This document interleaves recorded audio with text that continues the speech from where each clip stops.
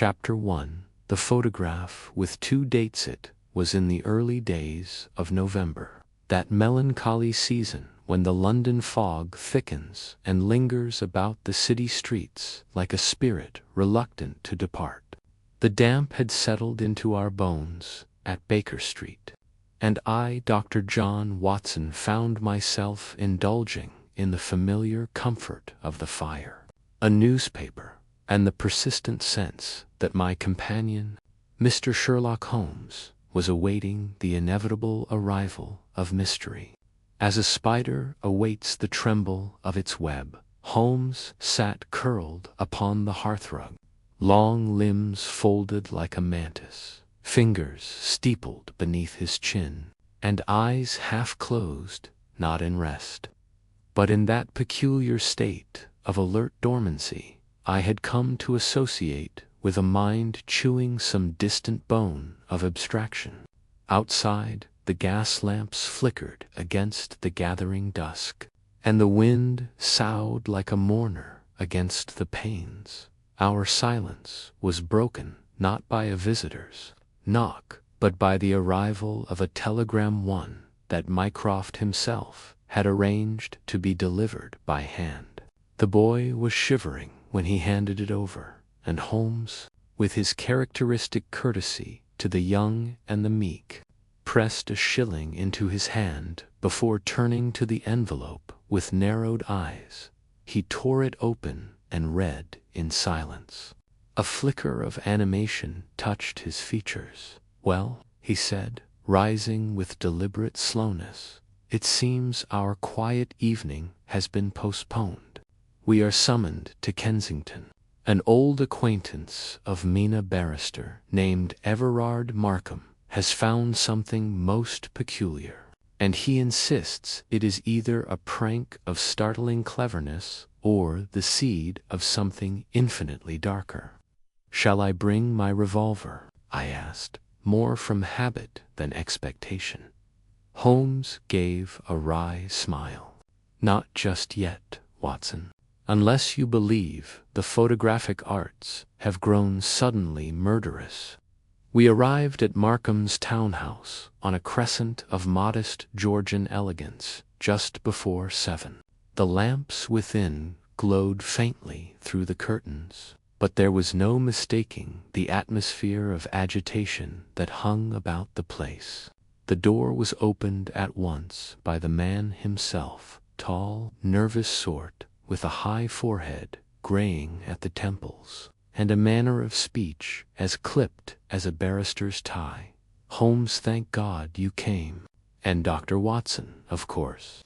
He ushered us inside, then led us without preamble to his study, where a number of folders, envelopes, and daguerreotypes lay strewn across the desk like the remnants of an intellectual storm. "I received it 2 days ago," he said, motioning us toward the desk. "No note, no postmark, just the envelope left through my letter, flap in the night." Holmes picked up the object in questina, thick envelope of expensive cream stock. No handwriting, no wax seal, no scent, and inside, only this. Markham carefully lifted a single photograph and placed it before us. At first glance, it appeared entirely ordinary, a family portrait posed in a parlor of tasteful wealth. A man and woman, both perhaps in their mid-30s, sat together on a tufted chaise. 2 children, a girl of 10, a boy of perhaps 5, stood to either side. The family resemblance was obvious in all but one strange regard. Holmes bent forward, adjusting the lamp to examine it in the light. His fingers traced the borders, never quite touching the surface. "Look at the lower right," Markham said, voice tight. I leaned in and saw it, 2 dates, not printed but embedded into the photograph itself, etched with a subtle, almost ghostly overlay. The first read, April 2nd, 1889. The second, directly beneath it, April 2nd, 1894. 5 years apart, I murmured. Yes, said Markham grimly. But it is the same photograph. I've examined it under magnification. Every thread, every shadow, every button, every fold of fabric, not just similar, but the same image. Holmes' eyes glittered.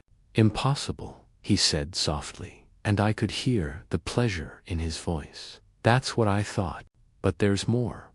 He drew a second folder toward us. This is a clipping from the London Herald, dated April 3rd, 1894. It reports the death of a Mr. Adrian Hawthorne's father of 2 killed the evening prior in a boating accident off the Serpentine.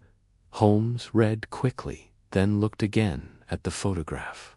The man in the image. Exactly Hawthorne. That's his wife Lydia, and the children, Emily and Charles. He paused. The photograph could have been taken in 1889. That would be the logical conclusion. But then why the second date 94? Perhaps a reference to the date it was rediscovered. Markham shook his head. I visited Lydia Hawthorne this morning. She confirmed the photograph was taken in April of 1889, and she burned it after her husband's funeral. In 94, she swears she never had another copy. Holmes stood very still. You are quite sure it is the same photograph? She kept the ashes, oddly enough, in an envelope inside her jewelry box. A peculiar habit, but one that now serves as evidence. They're there still. But this image, he tapped the one before us, is untouched. And the children look closer. We did at first. Nothing seemed unusual. But Holmes leaned closer with his lens, and I followed suit.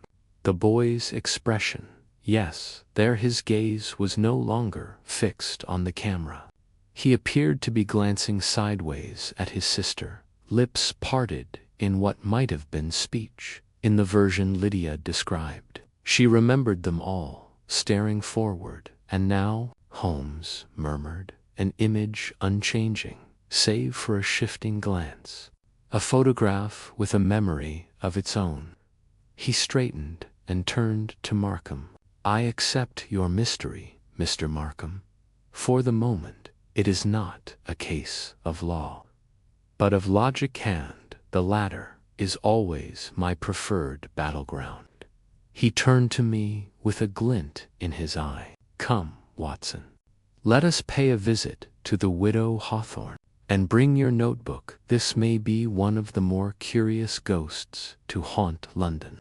As we stepped back out into the thickening fog, I could not help but feel the first tingle of that old anticipation, the sensation that behind something so quiet, so domestic as a photograph, the hand of something deeply calculated had begun to move. Chapter 2. The widow and the parlor. The air grew colder as we made our way through the fog-bound streets of Kensington, the gas lamps casting halos in the mist, while Holmes walked with that peculiar gait of his hands behind his back, eyes half-lidded, yet taking in every detail of the world around him. I had grown familiar with this state of focused silence, and I knew better than to disturb it. It was the silence of deduction, of minds laying snares for unseen truths.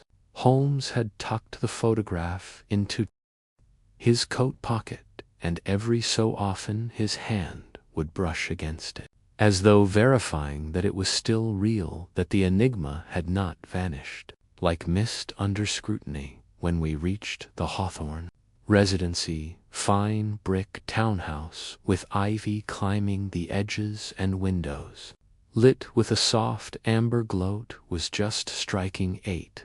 A maid answered the door, her face pale and unsure, but upon hearing Holmes' name, she admitted us at once and guided us to a drawing room where Lydia Hawthorne sat waiting. I had expected a woman worn with grief, but instead found someone composed, elegant, and alert, dressed in mourning still, but without the theatricality some widows adopt. She rose to greet us with quiet grace and offered Holmes a firm, searching handshake. "You are here about the photograph," she said without preamble.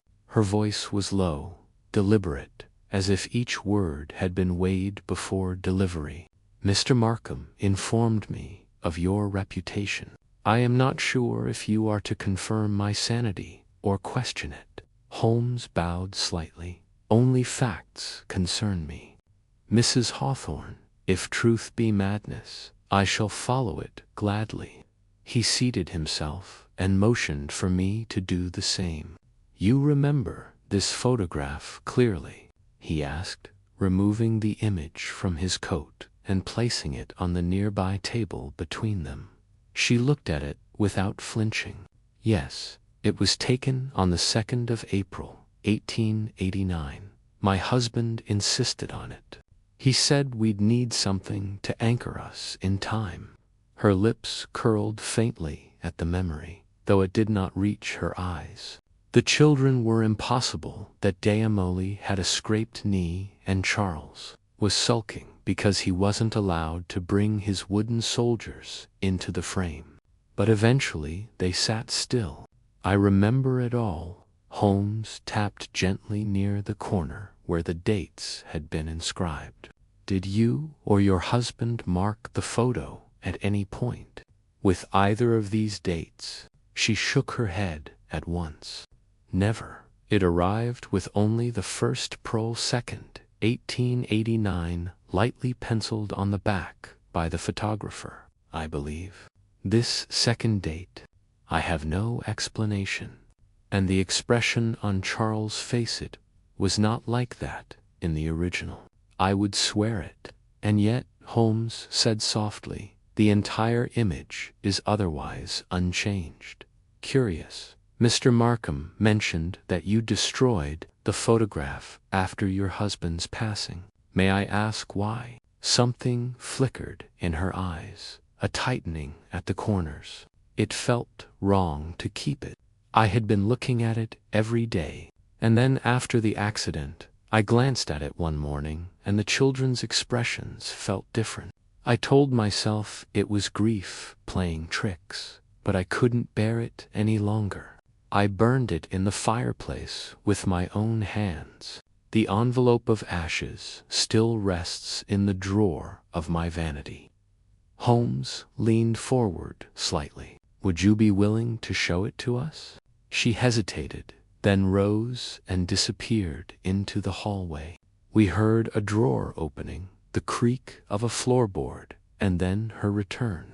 She handed Holmes a small paper envelope, yellowed slightly by time.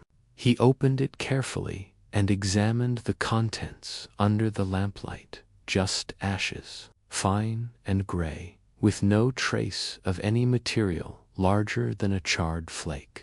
He sealed it again and returned it without comment. "You said something else changed in the photograph," Holmes prompted, beyond the expression of young Charles. "Anything more?" She hesitated longer this time.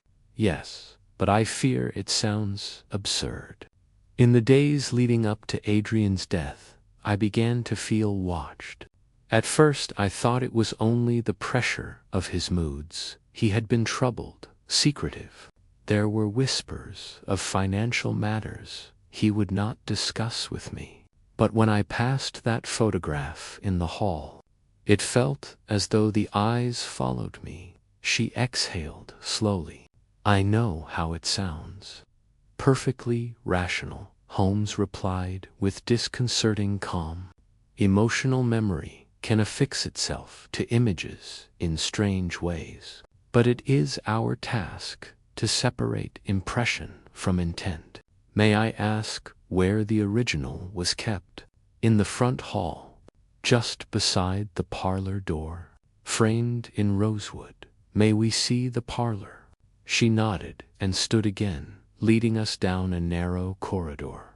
The parlor was richly appointed velvet drapes, a grand mirror over the fireplace, and two high-backed armchairs set opposite a table. Holmes's eyes darted from the corners to the ceiling moldings, then to the place where the photograph had hung.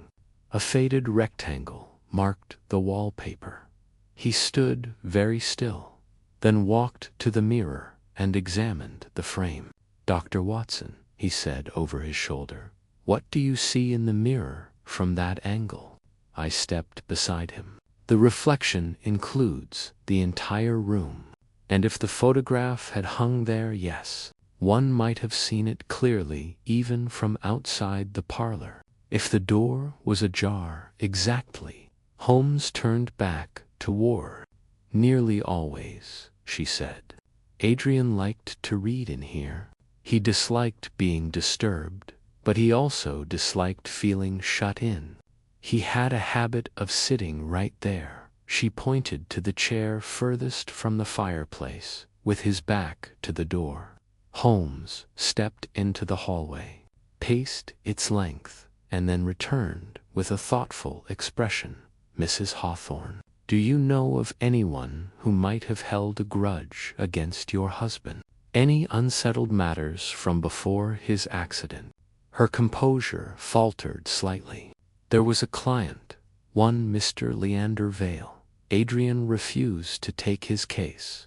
Something about Vale unnerved him, though he never explained why. The man sent several letters afterward.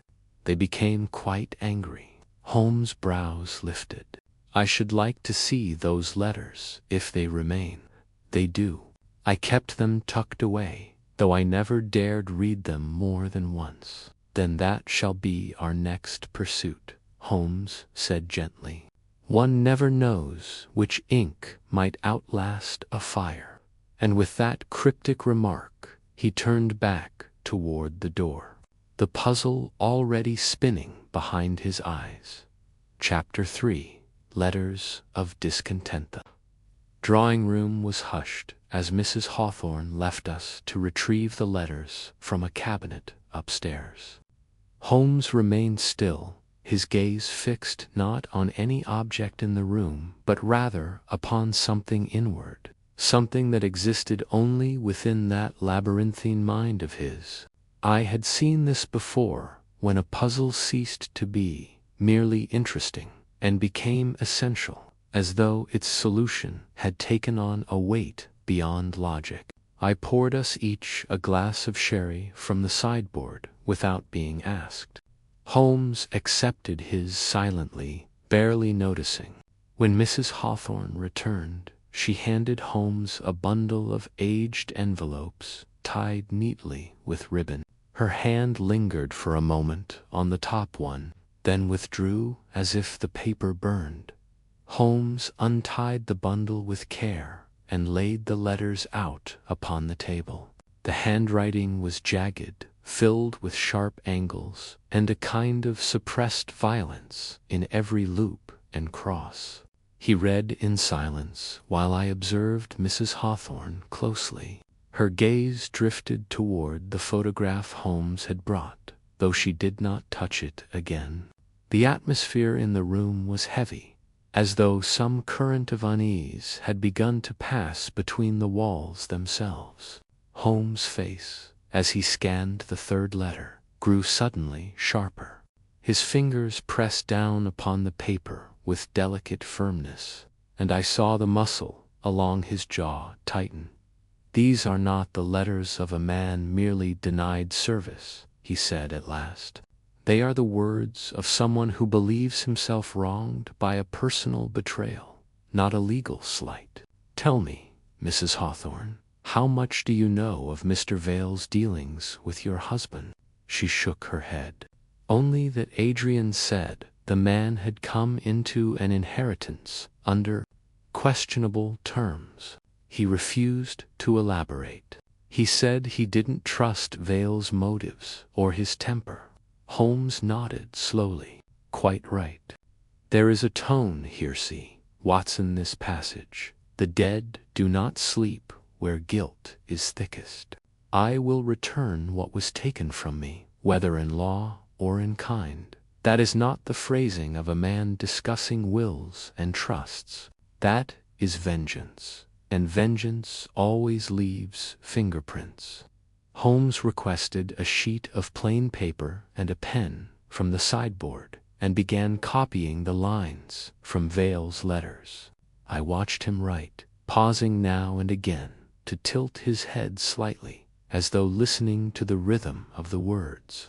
Then, satisfied, he set the pen down and folded the note, placing it into his inner coat pocket. "We shall need to find this Leander Vale," he said, "and speak with him directly, though I suspect he may prefer shadows. In the meantime, Mrs. Hawthorne, one final question. Did your husband ever mention a man named Cornelius Doyle?" Her brow furrowed. "No, I don't believe so. Should I know the name?" "Perhaps not yet," Holmes murmured. It appeared as a signature on the reverse side of one of Vale's letters, almost as if the paper had once belonged to another. He rose and crossed once more to the mirror above the fireplace, staring into its depth, not with vanity, but with purpose. "A mirror sees only what is placed before it," he said absently. "Yet how often is it used to observe what lies behind? This photograph, this room. I wonder if someone used this mirror not as ornament, but as a lens." We left the house shortly after, walking in silence for several blocks before Holmes finally spoke again. The wind had picked up, brushing dead leaves along the gutters like brittle confession. "Watson," he said, "does it not strike you that we are investigating a photograph that should not exist, and that its reappearance coincides with the memory of a man who died in water, who possibly foresaw danger, and whose widow speaks of eyes that follow her in silence?" His coat pocket, and every so often his hand would brush against it, as though verifying that it was still real, that the enigma had not vanished. Like mist under scrutiny when we reached the Hawthorne residence, a fine brick townhouse with ivy climbing the edges and windows, lit with a soft amber gloat, was just striking 8. A maid answered the door, her face pale and unsure, but upon hearing Holmes' name, she admitted us at once and guided us to a drawing-room where Lydia Hawthorne sat waiting. I had expected a woman worn with grief, but instead found someone composed, elegant, and alert. Dressed in mourning still, but without the theatricality some widows adopt, she rose to greet us with quiet grace and offered Holmes a firm, searching handshake. "You are here about the photograph," she said without preamble. Her voice was low, deliberate, as if each word had been weighed before delivery. "Mr. Markham informed me of your reputation.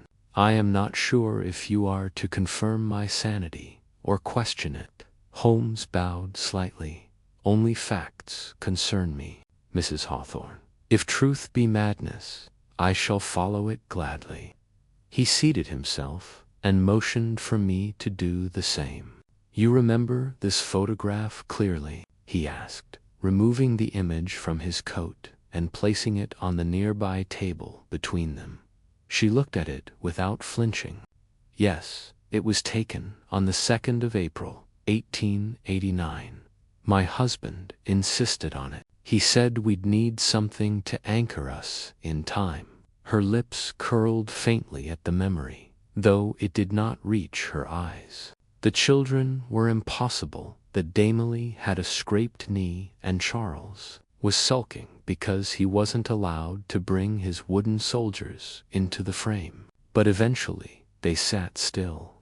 I remember it all. Holmes tapped gently near the corner where the dates had been inscribed.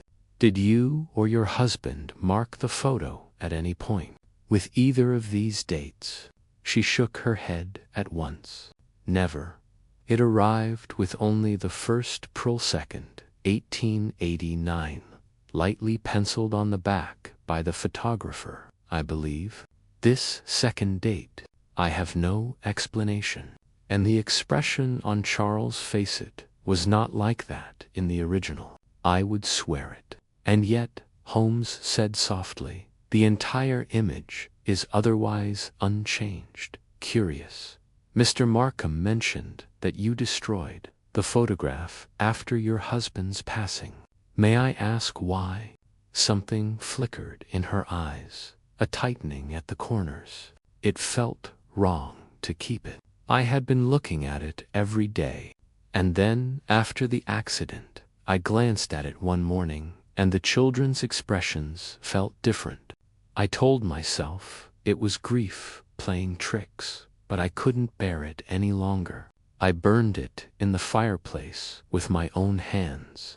The envelope of ashes still rests in the drawer of my vanity. Holmes leaned forward slightly. Would you be willing to show it to us? She hesitated, then rose and disappeared into the hallway. We heard a drawer opening, the creak of a floorboard, and then her return. She handed Holmes a small paper envelope, yellowed slightly by time. He opened it carefully and examined the contents under the lamplight. Just ashes, fine and gray, with no trace of any material larger than a charred flake. He sealed it again and returned it without comment. You said something else changed in the photograph, Holmes prompted, beyond the expression of young Charles. Anything more? She hesitated longer this time. Yes, but I fear it sounds absurd. In the days leading up to Adrian's death, I began to feel watched. At first I thought it was only the pressure of his moods. He had been troubled, secretive. There were whispers of financial matters he would not discuss with me. But when I passed that photograph in the hall, it felt as though the eyes followed me. She exhaled slowly. I know how it sounds. Perfectly rational, Holmes replied with disconcerting calm. Emotional memory can affix itself to images in strange ways, but it is our task to separate impression from intent. May I ask where the original was kept? In the front hall, just beside the parlor door, framed in rosewood. May we see the parlor? She nodded and stood again, leading us down a narrow corridor. The parlor was richly appointed velvet drapes, a grand mirror over the fireplace, and two high-backed armchairs set opposite a table. Holmes's eyes darted from the corners to the ceiling moldings, then to the place where the photograph had hung. A faded rectangle marked the wallpaper. He stood very still, then walked to the mirror and examined the frame. Dr. Watson, he said over his shoulder, what do you see in the mirror from that angle? I stepped beside him. The reflection includes the entire room, and if the photograph had hung there, yes, one might have seen it clearly, even from outside the parlor. If the door was ajar, exactly.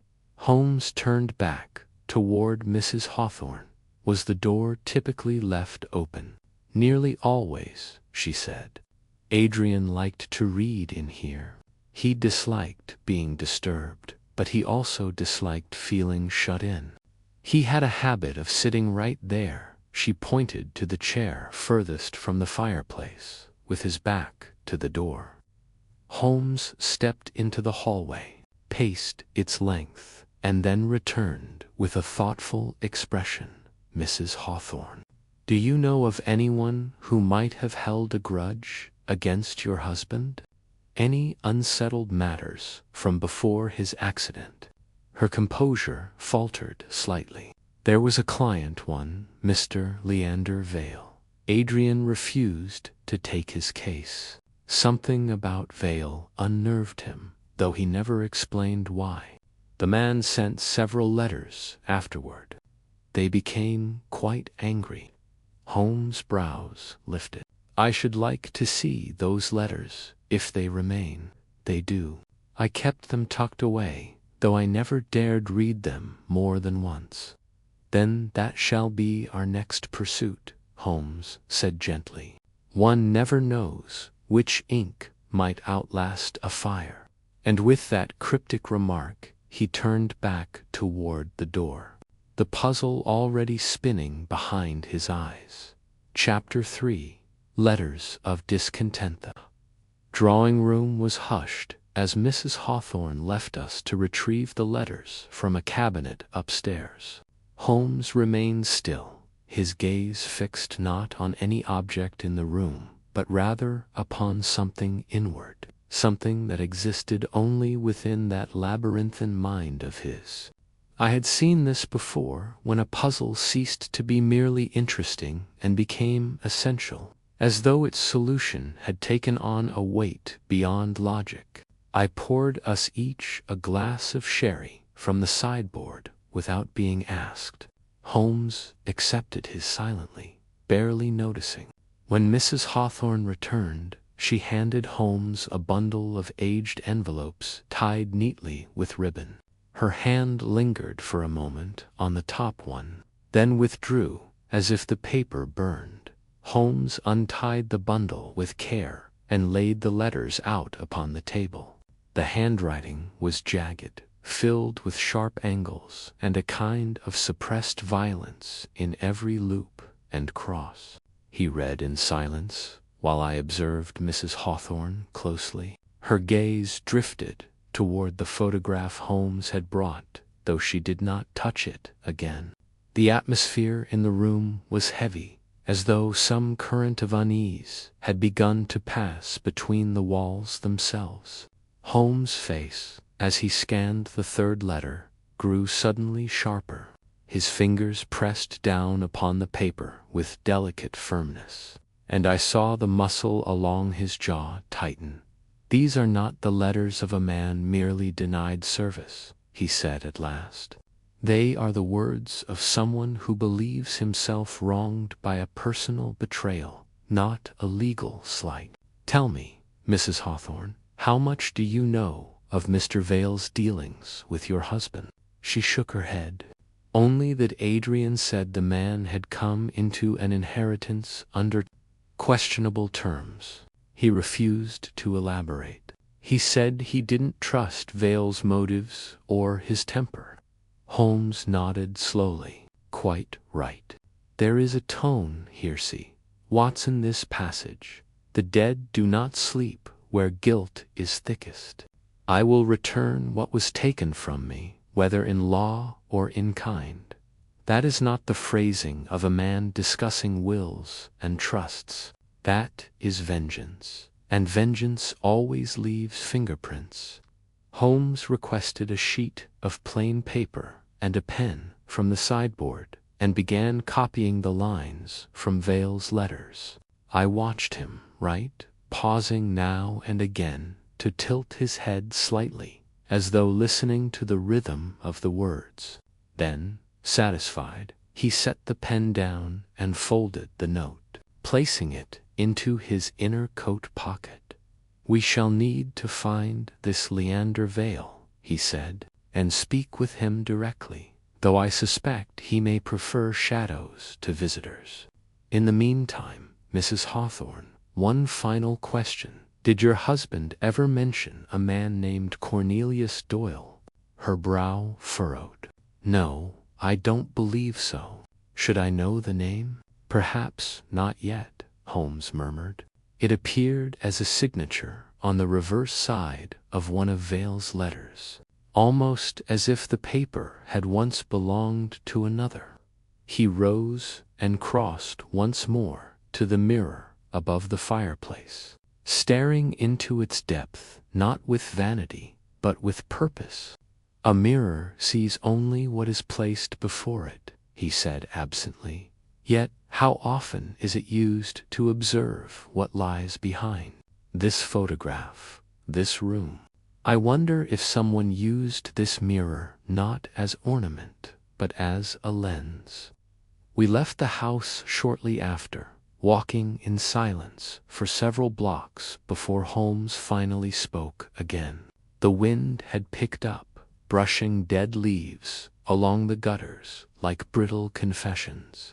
"Watson," he said, "does it not strike you that we are investigating a photograph that should not exist, and that its reappearance coincides with the memory of a man who died in water, who possibly foresaw danger, and whose widow speaks of eyes that follow her in silence?" I stopped beside him. But how could anyone recreate such an image in perfect detail after 5 years?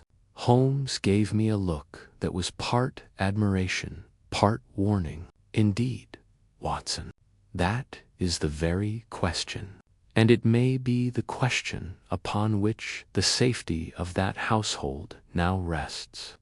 That night at Baker Street, Holmes laid the photograph on the table beside his microscope. He examined it for nearly an hour while I attempted to read a medical journal, though my eyes kept wandering back to him. At one point, he exclaimed softly and began to jot notes, ink flying in loops across the page before he stood, stretched, and locked the photograph in the drawer of his desk. "Tomorrow," he said, "we find Leander Vale, but tonight, Watson, I suggest you sleep. We are stepping into a memory someone has tried very hard to restore in, not for sentimental reasons." Chapter 4. The Man Who Signed Someone Else's Paper the Following Morning. Baker Street lay under a cold, colorless sky, the light as pale as old bone, and Holmes was already at the breakfast table when I descended. Newspapers unfurled like maps of disorder at his elbow. He had not slept, of that I was sure. There was a thinness to his face, a feverish glint behind the eyes, and his tea stood untouched. Instead, he was poring over a directory and 3 envelopes, each addressed in different hands. When he saw me enter, he tapped one of the envelopes and said, "We may have more than one ghost to chase today, Watson. I've found Leander Vale. Indeed, he still exists, but it is this Cornelius Doyle who intrigues me more." I seated myself and accepted the toast Mrs. Hudson had left warming. "You believe Doyle is involved in the photograph's return?" Holmes nodded slowly. "I believe someone borrowed his stationery or forged his name to write one of Vale's more inflammatory letters. There's a difference in ink, viscosity, and angle. Vale may have wanted to give the impression of a second voice or a corroborating witness, but such things often trip the careless." He turned the envelope. There, the loop in the D is exaggerated entirely, unlike the rest of Vale's penmanship. Whoever wrote this wanted us to believe it came from another hand, and perhaps hoped no one would look too closely. He stood, slipped on his coat, and reached for his walking stick. "I've made arrangements. Vale is presently residing in a boarding house on Glover Street under the name Mr. Linley. The landlady believes he is a translator of biblical texts, which is, I suspect, a fiction of both convenience and irony." We arrived at the boarding house after half an hour of walking through streets slick with last night's rain. The house was narrow and hunched between 2 larger buildings, like something ashamed of itself. A thin woman with sharp features opened the door and looked us over before allowing Holmes to charm her with his usual blend of courtesy and vague authority. She led us up 2 flights and knocked on a warped door. "Mr. Linley," she called. "You've visitors." A silence followed. Then slow steps. The door opened, and a man of middling height and nondescript features stood before us. His clothes were clean but outdated, and his hair had the look of a man who cut it himself, not for frugality, but because trust was in short supply. His eyes, however, were alert to alert. He knew who Holmes was the moment he saw him. I could see it in the way he held the doorknob tighter, as if bracing for wind. "I have no use for lawyers," he said plainly. "We are not lawyers," Holmes replied. "Only curious men, particularly about letters written under different names. May we speak inside?" Valif, that was indeed still his name, hesitated, then nodded and opened the door wider. The room was sparsely furnished, with stacks of books against the walls and a single oil lamp burning atop the table. He gestured for us to sit, but remained standing, arms folded, like a defendant in his own home. "You've come about Adrian Hawthorne," he said.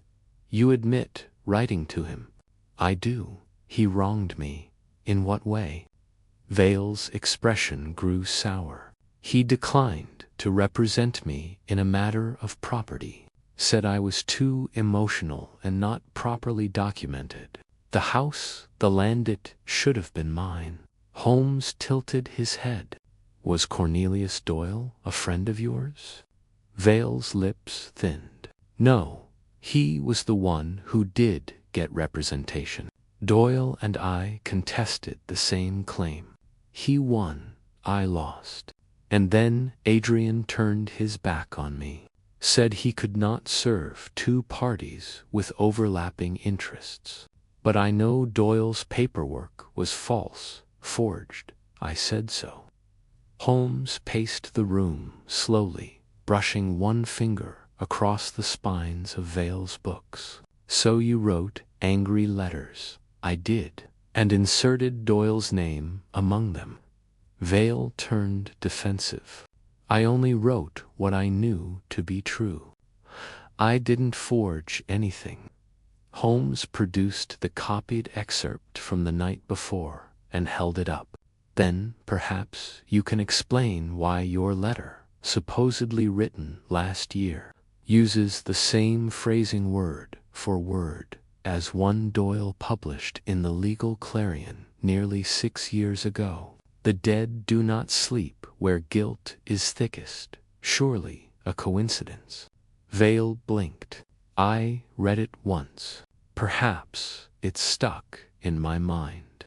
Or perhaps you wanted Mrs. Hawthorne to believe Doyle was haunting her through the post," Holmes said coldly. "Perhaps you wanted her to remember her husband's hesitation and imagine that guilt has a scent." Vale's composure broke for a moment. "I only wanted her to question, that's all. I never meant." "But someone meant more," Holmes interrupted. "Someone reprinted a photograph that no longer exists. Someone sent it in silence. Someone has begun to rewrite the past, Mr. Vale, and you are standing at the edge of that design, whether you drew it or not." There was a long pause. Vale looked toward the window, as if wondering whether Holmes was accusing or warning him. At last he said, "I never touched the photograph. I wouldn't know how, but I know Doyle's family kept records of everything. If someone forged something, it's there. His niece lives in Islington, works as a clerk at a photography shop. If I recall." Holmes and I exchanged a glance.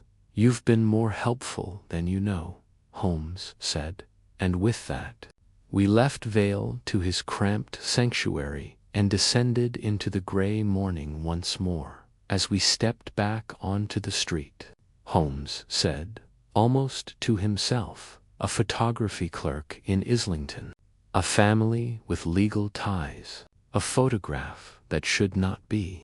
I believe, Watson, that we are beginning to see the ghost's reflection, even if not yet the ghost himself."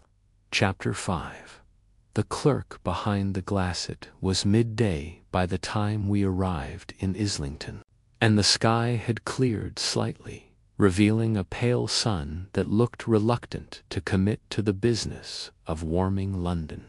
The streets here were livelier, filled with the bustle of errand boys and tramcars, the voices of street vendors calling out like distant echoes across brick and smoke. Holmes moved with a brisk determination, his mind clearly sharpening with every new thread of the case. I followed in silence, trying to assemble the fragments we had gathered so far. A photograph that should not exist, a man who penned threats in borrowed names, and now a woman who worked behind glass, possibly closer to the truth than any of them. The photography shop in question was nestled between a tobacconist and a tailor, its windows displaying neatly framed portraits of wedding parties, babies in stiff collars, and a few faded landscapes. It was a quiet place, tidy but not fashionable, the sort of establishment one visited out of necessity, not vanity. A brass bell rang as Holmes pushed open the door. The scent of chemicals and paper greeted us, sharp and clean, and behind the counter stood a young woman with auburn hair pinned tightly beneath a net, her sleeves rolled neatly to the elbow. She looked up at once, curious but unalarmed. "Good day," she said. "May I help you?" Holmes offered one of his disarming smiles. "Possibly. We're not here for a sitting, but rather for a conversation, one concerning a Mr. Cornelius Doyle. I believe he was your uncle." Her expression did not change, but I noticed a pause before she answered. "Yes, he passed 3 years ago. I'm Edith Doyle, and you are?" "My name is Sherlock Holmes, and this is Dr. Watson. We are investigating a matter involving the late Mr. Adrian Hawthorne. Your uncle's name has appeared in connection with some disputed correspondence. We hoped you might shed light on a few details." She studied Holmes, weighing the name as one might examine a coin for authenticity. Then she gave a small nod and gestured toward a narrow door behind the counter. "We don't get many customers at this hour. You can come through if you like." We stepped into a modest back room filled with shelves of negatives, boxes of dry plates, and the faint hum of a developing bath warming on a small iron stove. Edith motioned to 2 wooden chairs and took a seat on a stool opposite us. Her posture was upright, her eyes clear. "I've nothing to hide, Mr. Holmes," she said. "Uncle Cornelius was a difficult man, but he kept meticulous records. I've had the task of sorting his papers since his death." Holmes folded his hands. "And would you happen to know whether any of those records included legal documents connected to a man named Leander Vale?" She frowned slightly. "Yes, there was a property dispute. My uncle claimed it through our side of the family. Vale contested it. Uncle won. There were letters, angry ones. He kept them all, though he didn't reply to most. I've read a few. I remember the handwriting. Do you recall," Holmes asked softly, "whether your uncle ever mentioned Adrian Hawthorne regretting his decision to represent him?" She tilted her head. "No. But I do remember a strange conversation shortly before Uncle passed. He said something like, 'The photograph will outlive them both, no matter what is burned.' I asked what he meant, but he only laughed." Holmes and I exchanged a glance. "Did your uncle have any connection to photography, aside from family business?" "He dabbled," she said. "Had his own enlarger. Tried some composite work, but nothing serious.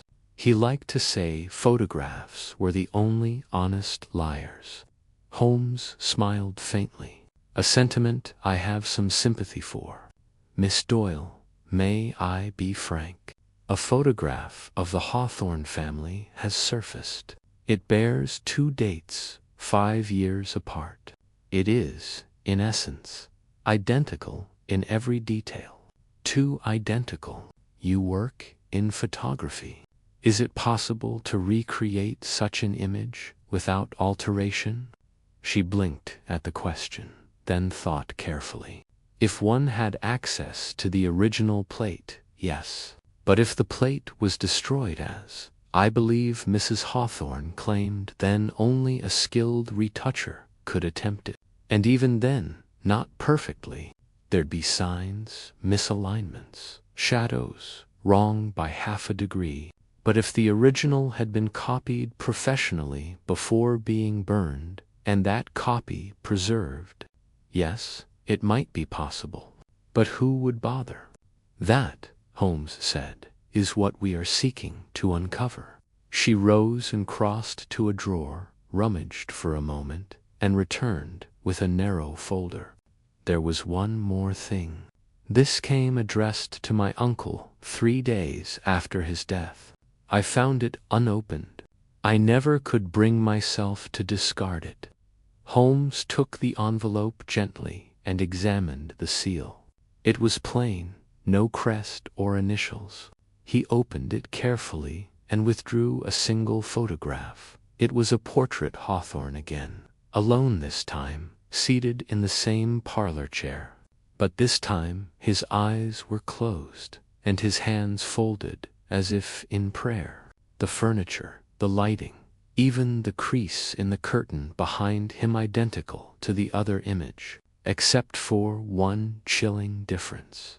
This version was dated April 2nd, 1894, the same day he had drowned. Holmes's face was expressionless. He passed it to me without comment. A quiet chill ran through me as I looked at it. But if this was taken that day, who was behind the lens? Holmes answered, voice low. Who indeed? Or, more precisely, what did they know would happen later that evening? Miss Doyle's face had gone pale. You don't think he was posed? Holmes tapped the edge of the image. That's what we must now determine. And if this photograph was sent posthumously to your uncle, someone wanted him to see it. Someone who knew this portrait existed. Someone playing a long, deliberate game. We left the shop with the photograph carefully wrapped. And as we stepped once more into the cold light of afternoon, Holmes said, Watson, I do not believe we are investigating a mere forgery or a clever hoax. This is a message wrapped in time, and someone has begun to speak in shadows. Chapter 6. The Hand That Framed the Silence. The next morning broke over London with a dull gray heaviness, the kind that seemed to press down upon one's thoughts as much as the rooftops. Holmes had not slept again, of that I was certain. When I emerged from my room, I found him seated by the window, the photograph from Edith Doyle's shop held in a delicate grip, as if the paper might shatter under too much scrutiny. A faint curl of pipe smoke twisted in the air above him, and on the desk beside his elbow were 2 open books on photographic development and chemical fixatives. He had not touched the tea Mrs. Hudson had brought up. His gaze, though off, carried the gleam I had come to associate with the early stages of some deeper conclusion forming just beyond reach. He did not speak at first, but gestured for me to sit. I did so, and for a long minute we sat in shared silence, until at last he said, The image of Hawthorne, with his eyes closed, taken on the very day he died.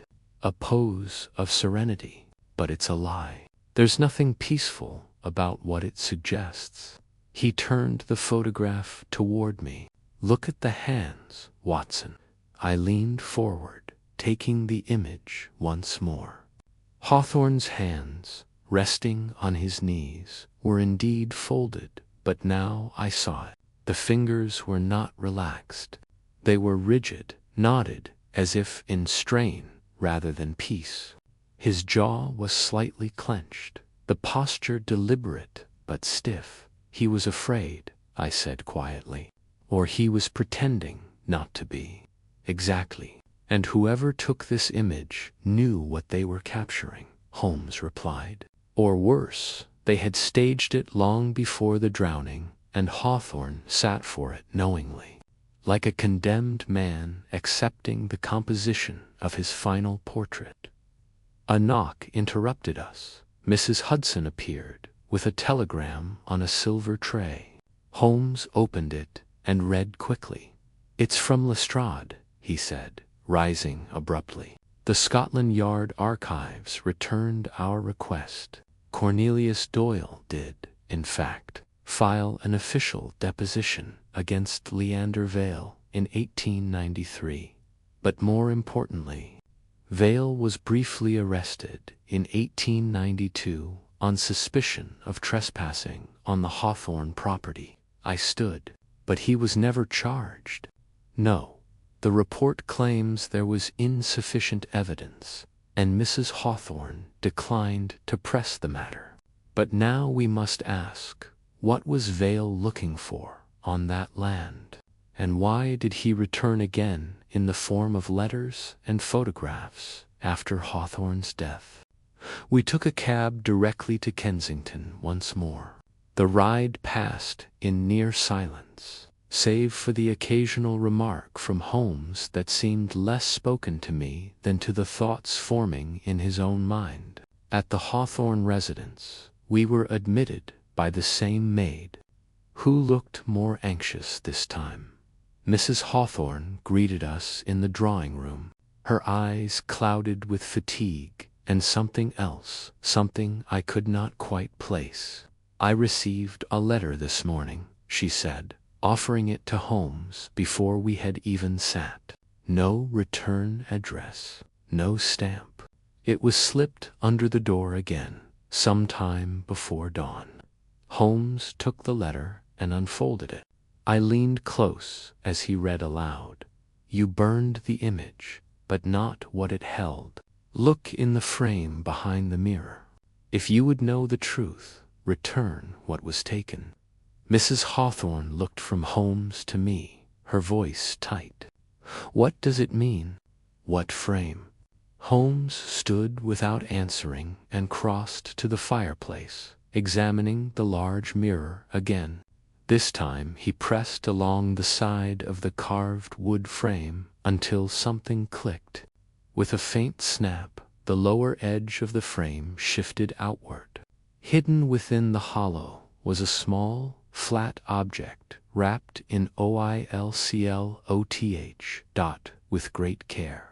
He unwrapped it and revealed a glass plate, and ghostly in the morning light, a negative of the family photograph, he murmured. "But not the original one, we know.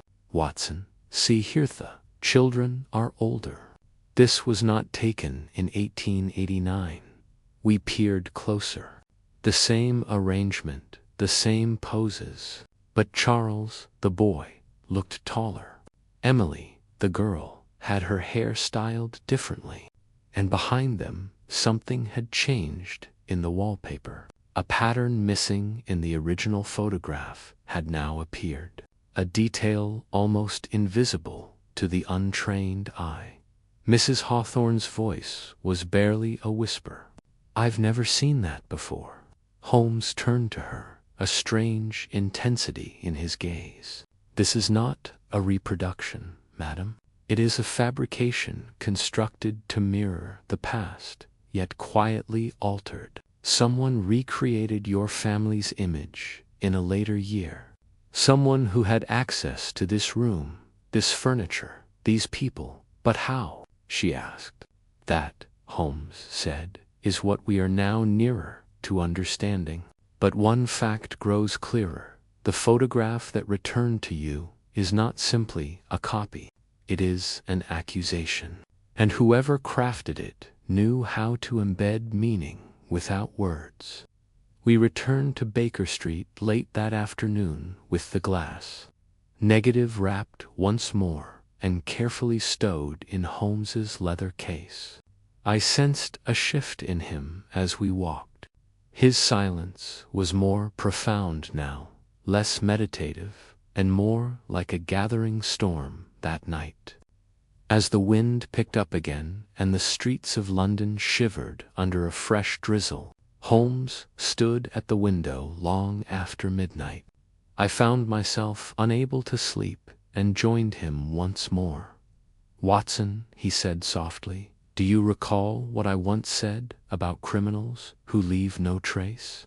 That the cleverest are those who do not need to flee because they are already in the room." He nodded slowly. "Yes, and I fear our phantom photographer may be closer than anyone dares imagine, closer than even she suspects." And then, without another word, Holmes turned from the window and extinguished the lamp. Chapter 7. A Voice from the River. The next day opened with a strange quiet, as though London itself were holding its breath. The morning mist clung low across Baker Street, blurring the cobblestones and dulling the sound of passing hooves. Holmes was already dressed when I came down, pacing in small, deliberate steps across the sitting room, the glass negative resting beside the microscope on the desk. He had spent the better part of the night examining it in silence, sketching the precise differences between the two photographs with careful strokes. The expressions, the details in the background, even the angle of light, none had escaped his attention. And yet, the meaning behind these changes remained elusive. Holmes thrived on contradiction, but this case was beginning to toy with his logic. Without a word, he handed me a folded sheet of paper. "From Miss Doyle," he said. "Delivered by messenger an hour ago." "Remain." Holmes stared at it for a long moment before slipping it into a handkerchief and tucking it into his coat pocket. "A marker," he said. "Or perhaps an instruction. Left by whom and for whom, I cannot yet say." We returned to Baker Street just before dusk. Holmes disappeared into his room for nearly an hour, emerging with an old casebook and a volume on Victorian mourning customs. He laid them both open on the floor, then paced between them like a general reviewing to maps of enemy terrain. "Watson," he said suddenly, "there's a pattern forming. Consider this. Adrian Hawthorne dies under questionable circumstances. His widow receives a photograph 5 years later, apparently unchanged except for the expression of the boy. A second version appears, dated the very day of his death, showing him in a posed, death-like state. And now we discover a third image, hidden, altered, recreated to reflect time passing, yet still insisting on the original lie. Someone has gone to great effort not only to resurrect a moment, but to correct it. But to what end?" I asked. Holmes tapped the casebook. "This is what I must understand. If it were simple blackmail, the evidence would have been exposed. If it were grief, it would have remained private. But this is performance. Someone is arranging these images not for profit, but for revelation, and they are not finished." Just then there came a knock, rapid, almost panicked. I opened the door to find the same maid from the Hawthorne house standing there, breathless and pale. "Begging your pardon, sirs," she gasped, "but something's happened. Miss Emily, Mrs. Hawthorne's daughter, she's missing. Vanished this morning before anyone woke. And on her pillow was this." She held out a photograph, her hands trembling. Holmes took it gently and examined it. His lips thinned. It was the family portrait, against same setting, same faces, but this time only Emily remained in focus. The others, mother, brother, father, were all fading into a white blur, as if the image were dissolving from the outside in. "She's been drawn into the scene," Holmes whispered, more to himself than to us. "And whoever is orchestrating this means to rewrite the ending once more." He turned to me with sudden resolve. "Come, Watson. We are no longer trailing a memory. We are chasing a design. And it is still unfolding." Chapter 8. The girl in the image was just past 7 when Holmes and I returned to the Hawthorne residence. The light outside had drained to the color of soot, and the streets were still slick from a recent shower. Gas lamps cast their long, flickering shadows across the pavement like stretched fingers, and I could not help but feel that the city itself was watching us.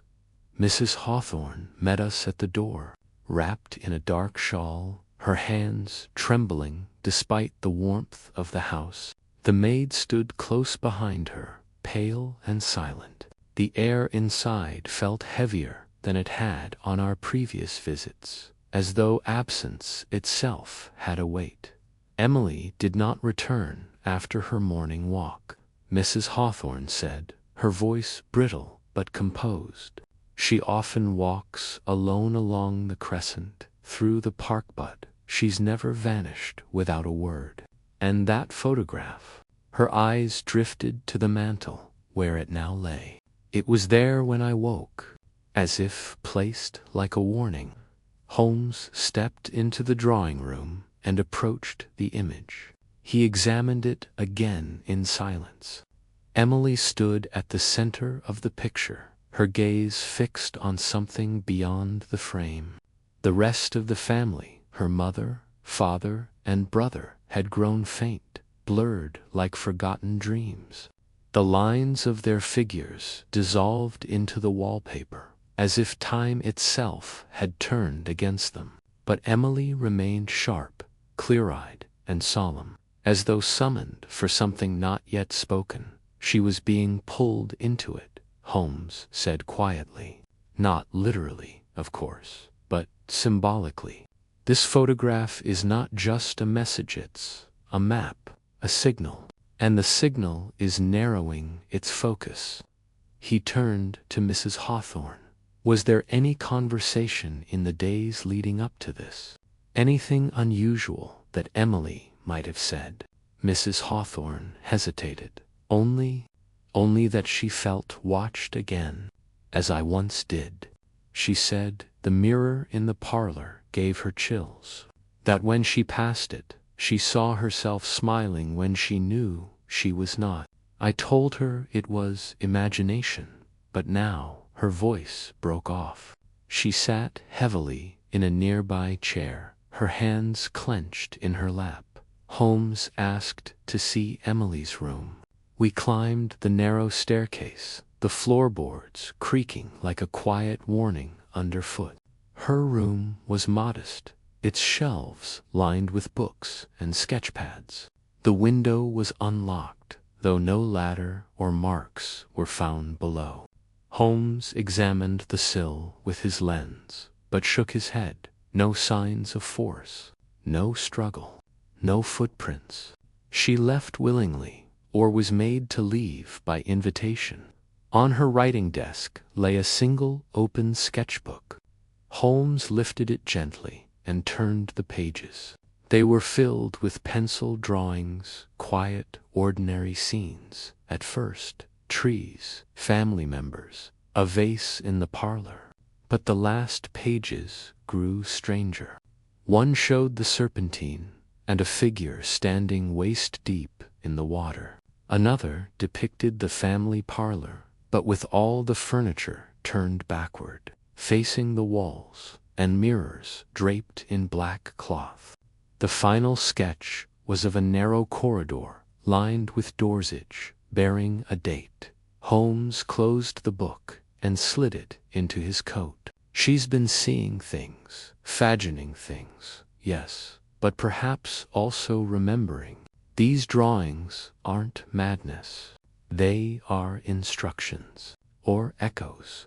As we stepped back into the hall, the maid appeared again, holding a small folded note. "I just found this, sir," she said. It was inside the postbox. No envelope, no name. Holmes unfolded it. There were only 2 lines. "She walks where the photograph ends. Follow where the light refused to develop." Holmes stared at the note for a long time, then turned abruptly. "The darkroom," he muttered. "Come, Watson, we must return to Miss Doyle at once." We found Edith Doyle locking up the shop for the night, the orange glow of gaslight casting long shadows over her counter. She seemed startled to see us, but admitted us without hesitation when Holmes explained what had happened. Once inside the dim-lit space, Holmes spoke quickly. "I need to see your negative bin. All scraps, failed exposures, discarded plates, anything that did not make it into the light." She led us to a narrow cabinet in the back room. Holmes began rifling through the materials, working with increasing urgency. After several minutes, he pulled out a cracked negative and held it toward the red developing lamp. His eyes narrowed. "Watson, come here. Look at this."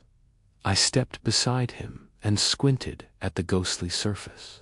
It was another version of the family portrait, but this one was damaged, distorted. The figures were all present, but Emily's image had been blacked out entirely, as if shadow had claimed her. A smudge in the background looked vaguely like a figure standing in the far doorway, a shape that had not been in any previous version. Holmes held the plate closer. This was no accident. Someone overexposed her figure deliberately. They tried to erase her from the frame, and yet she reappeared in the others. "Do you see? Someone tried to remove her, but she remained." Miss Doyle was watching us now, pale and confused. "I don't understand. What does it mean?" Holmes stood very still. "It means," he said slowly, "that someone believed Emily did not belong in the original scene, that she was added later or, perhaps, remembered wrongly. But memory is a dangerous tool in the hands of the obsessed." He turned toward me. "We must return to the Serpentine tonight, Watson. I believe that is where she will be drawn. The water again like before. The photograph pointed there once, and it will point there again. If we are to find her, it must be before the image is made complete." The sky outside had darkened into deep violet as we stepped back into the street. The shadows seemed to follow our movements now, and every lamp flicker felt like a heartbeat. Holmes walked quickly, his jaw set, his eyes fierce with concentration. I matched his pace in silence, feeling, for the first time in the case, a cold fear beneath my ribs, not of failure, but of something deeper, something that wanted to be remembered, even if it had never truly existed. And somewhere ahead of us, a girl who had begun to disappear from a photograph walked quietly into the night.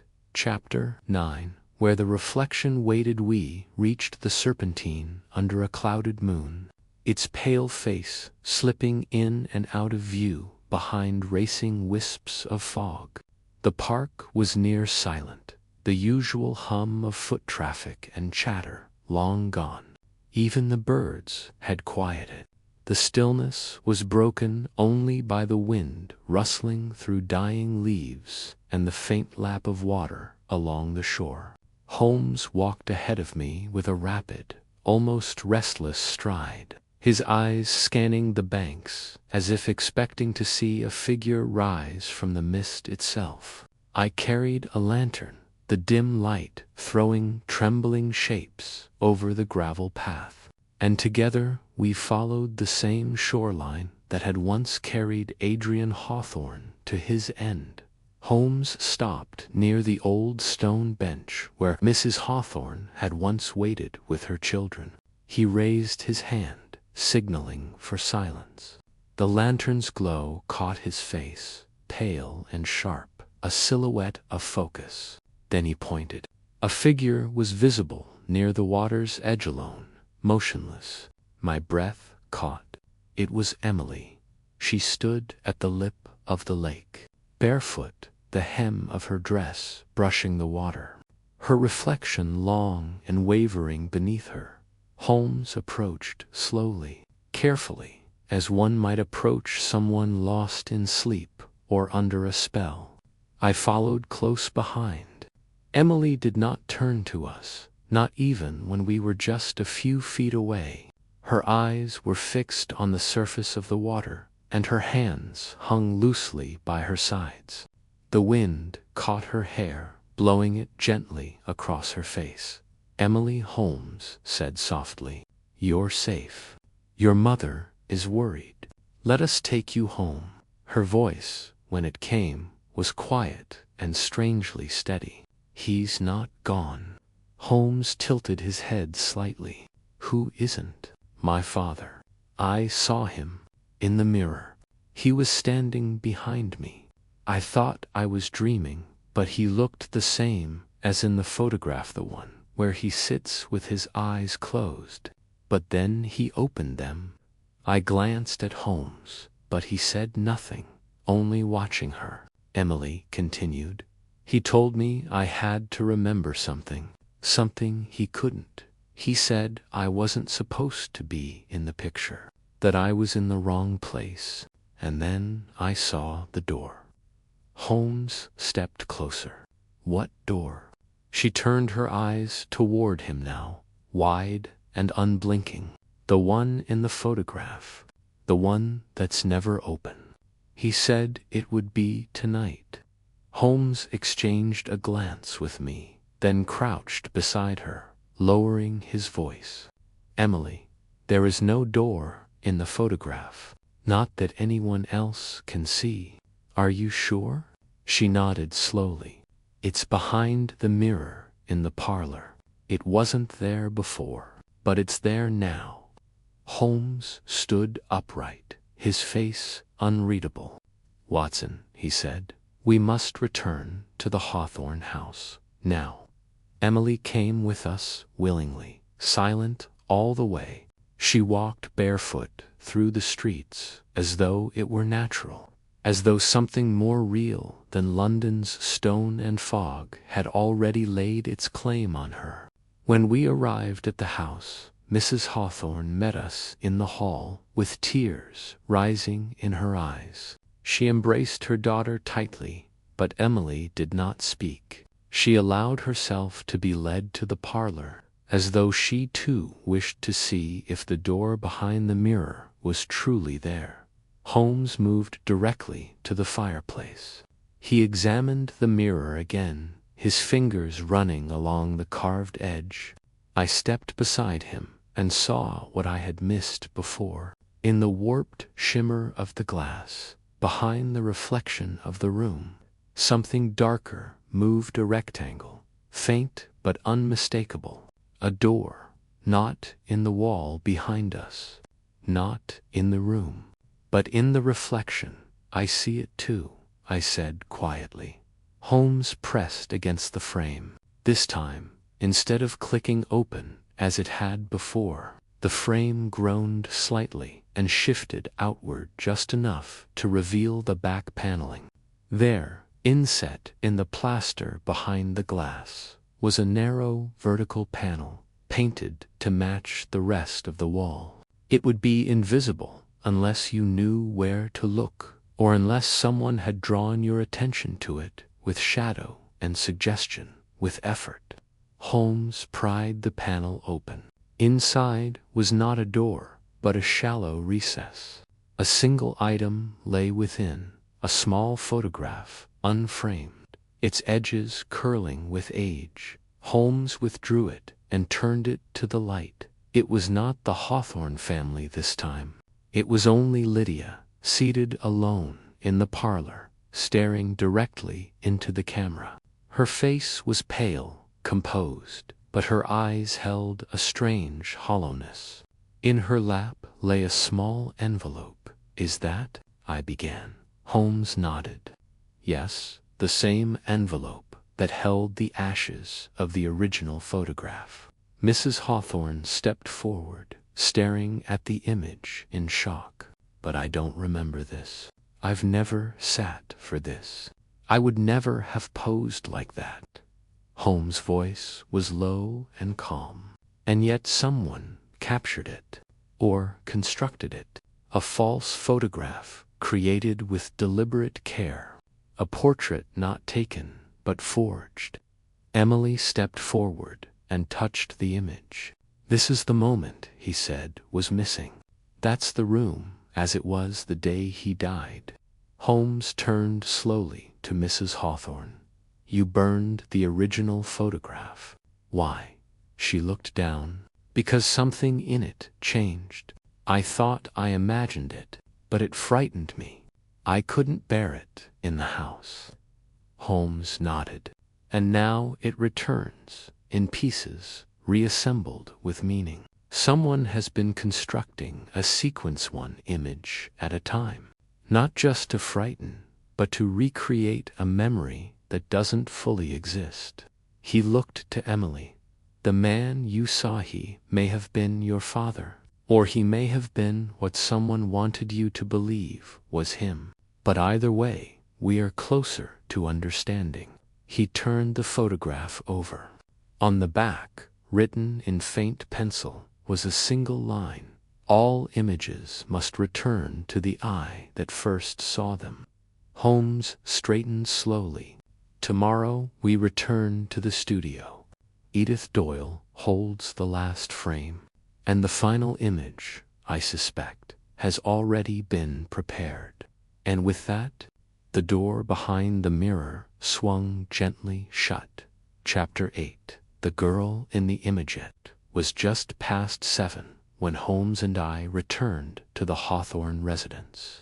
The light outside had drained to the color of soot, and the streets were still slick from a recent shower.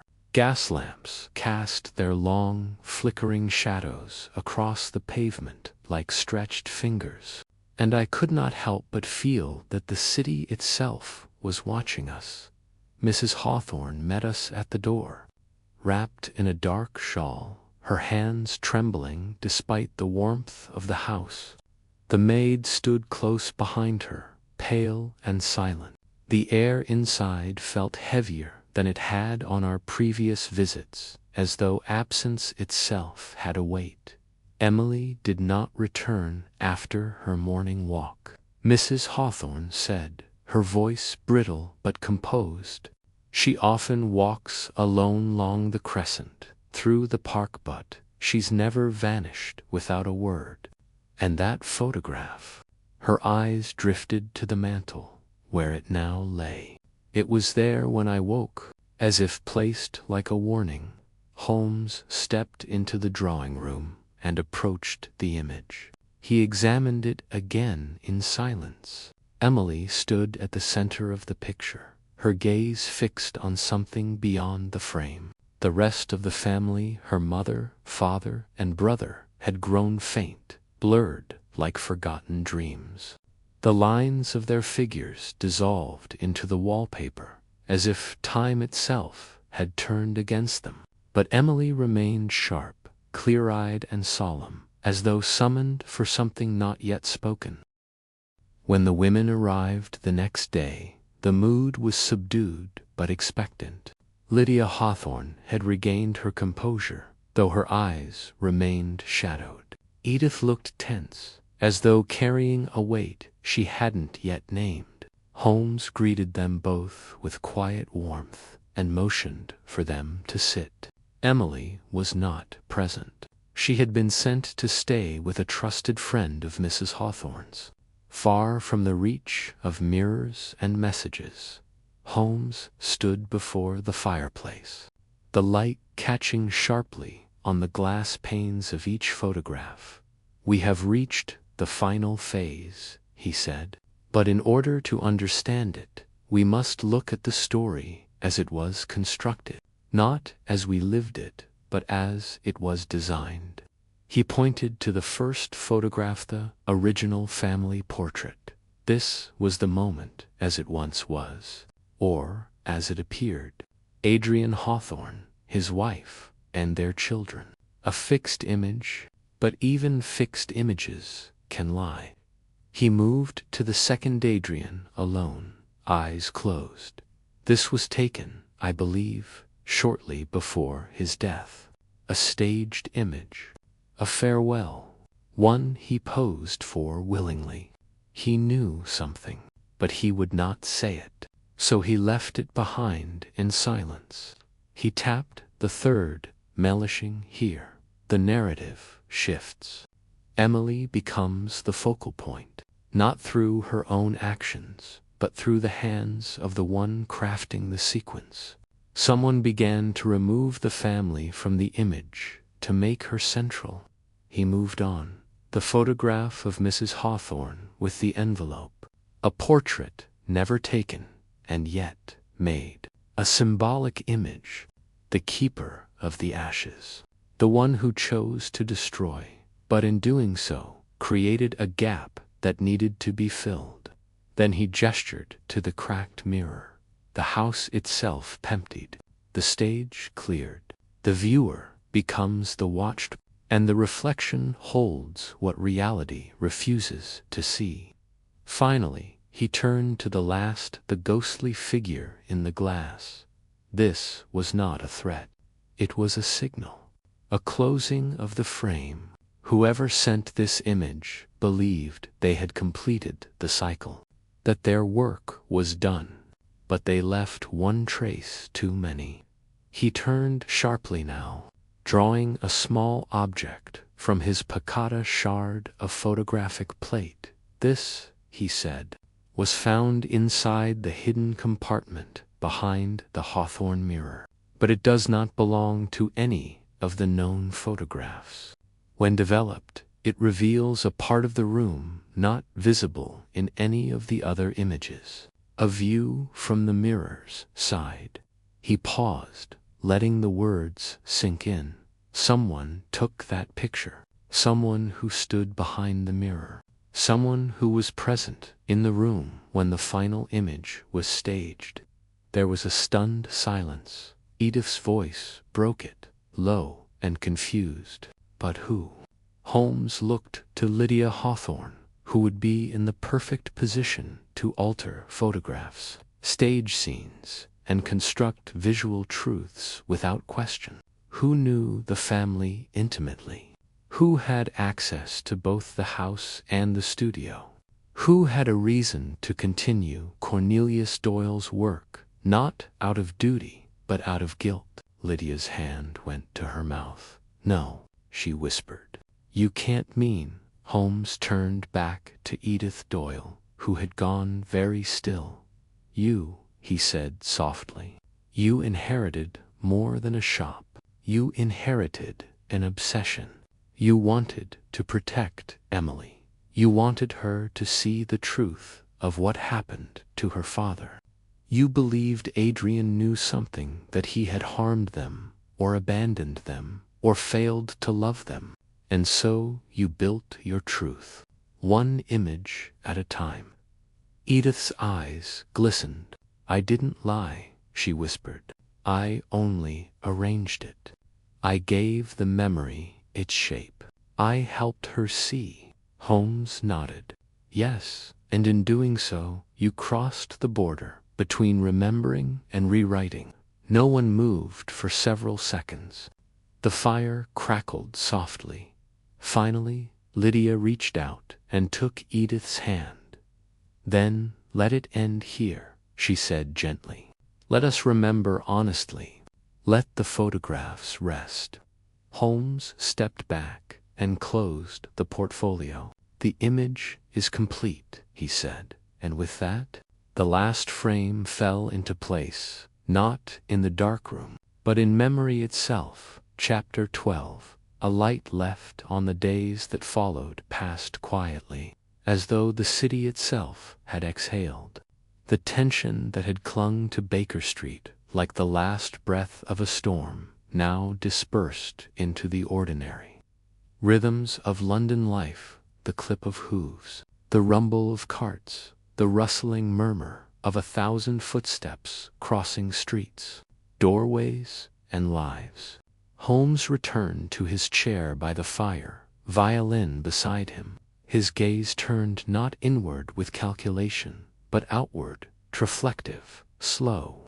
It was not often I saw him this way, subdued not by failure or frustration, but by the weight of having untangled something too human for celebration. The case was closed, yet it left a silence behind, like a room just emptied of voices.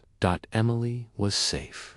The final photograph had not hurt her, though it had changed her. Holmes and I visited her once more before she and her mother left the city for the countryside, and I was struck by the calm in her face. It was not a child's calm, but something more solemn, more earned.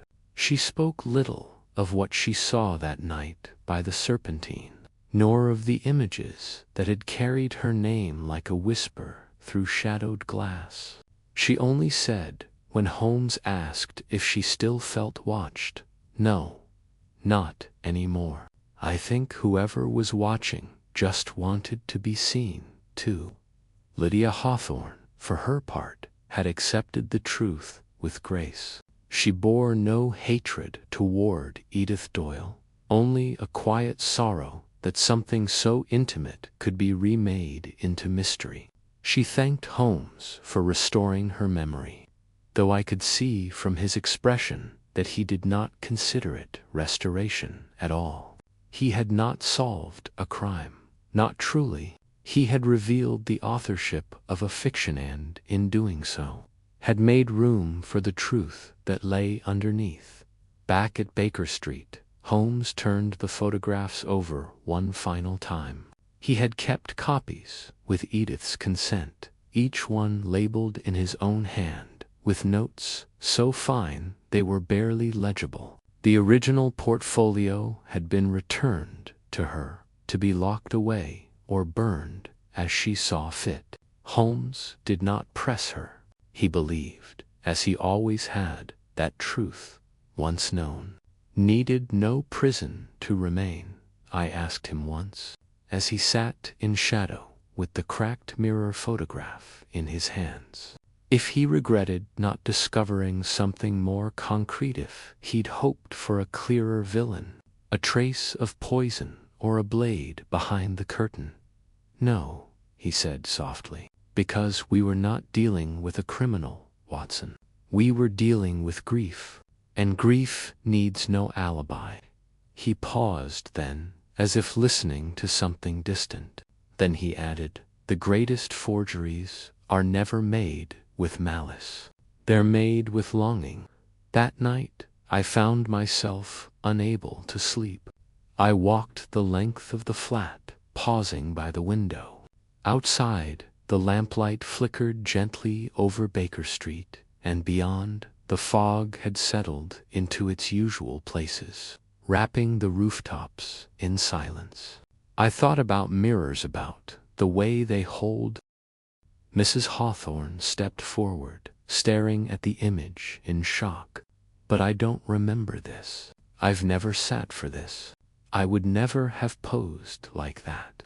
Holmes' voice was low and calm, and yet someone captured it, or constructed it. A false photograph, created with deliberate care. A portrait not taken, but forged. Emily stepped forward and touched the image. "This is the moment he said was missing. That's the room, as it was the day he died." Holmes turned slowly to Mrs. Hawthorne. "You burned the original photograph." "Why?" She looked down. "Because something in it changed. I thought I imagined it, but it frightened me. I couldn't bear it in the house. Holmes nodded. And now it returns, in pieces, reassembled with meaning. Someone has been constructing a sequence one image at a time, not just to frighten, but to recreate a memory that doesn't fully exist. He looked to Emily. The man you saw, he may have been your father, or he may have been what someone wanted you to believe was him. But either way, we are closer to understanding. He turned the photograph over. On the back, written in faint pencil, was a single line. All images must return to the eye that first saw them. Holmes straightened slowly. Tomorrow, we return to the studio. Edith Doyle holds the last frame, and the final image, I suspect, has already been prepared. And with that, the door behind the mirror swung gently shut. Chapter 10. The Studio of Forgotten Faces. The next morning broke with rain, steady, whispering rain that softened the edges of rooftops and turned the streets of London into long veins of dull reflection. The sky hung low and motionless, the sort of gray that seemed permanent. Holmes was already up and dressed when I entered the sitting room. He stood near the fire, the photograph of Lydia Hawthorne still in his hand, his brow furrowed, not with frustration but with quiet urgency. Without turning to me, he spoke. We are nearing the end, Watson. The circle is almost closed. Someone has been reconstructing the truth piece by piece, not just through testimony or memory, but through images. They've tried to rewrite a moment in time by making others believe in a version that never quite existed. I nodded, pouring tea I knew neither of us would drink. Do you believe the truth lies with Edith Doyle? I believe the final frame lies with her, Holmes said. But whether she's its maker, its messenger, or its victim, that is what we must uncover. We arrived at the photography shop shortly after 10. The rain still falling in thin veils across the windowpane. Edith was inside, arranging prints behind the counter, and her expression changed the instant she saw us. Not fear, but resignation, as though she had expected our return since the moment we last left.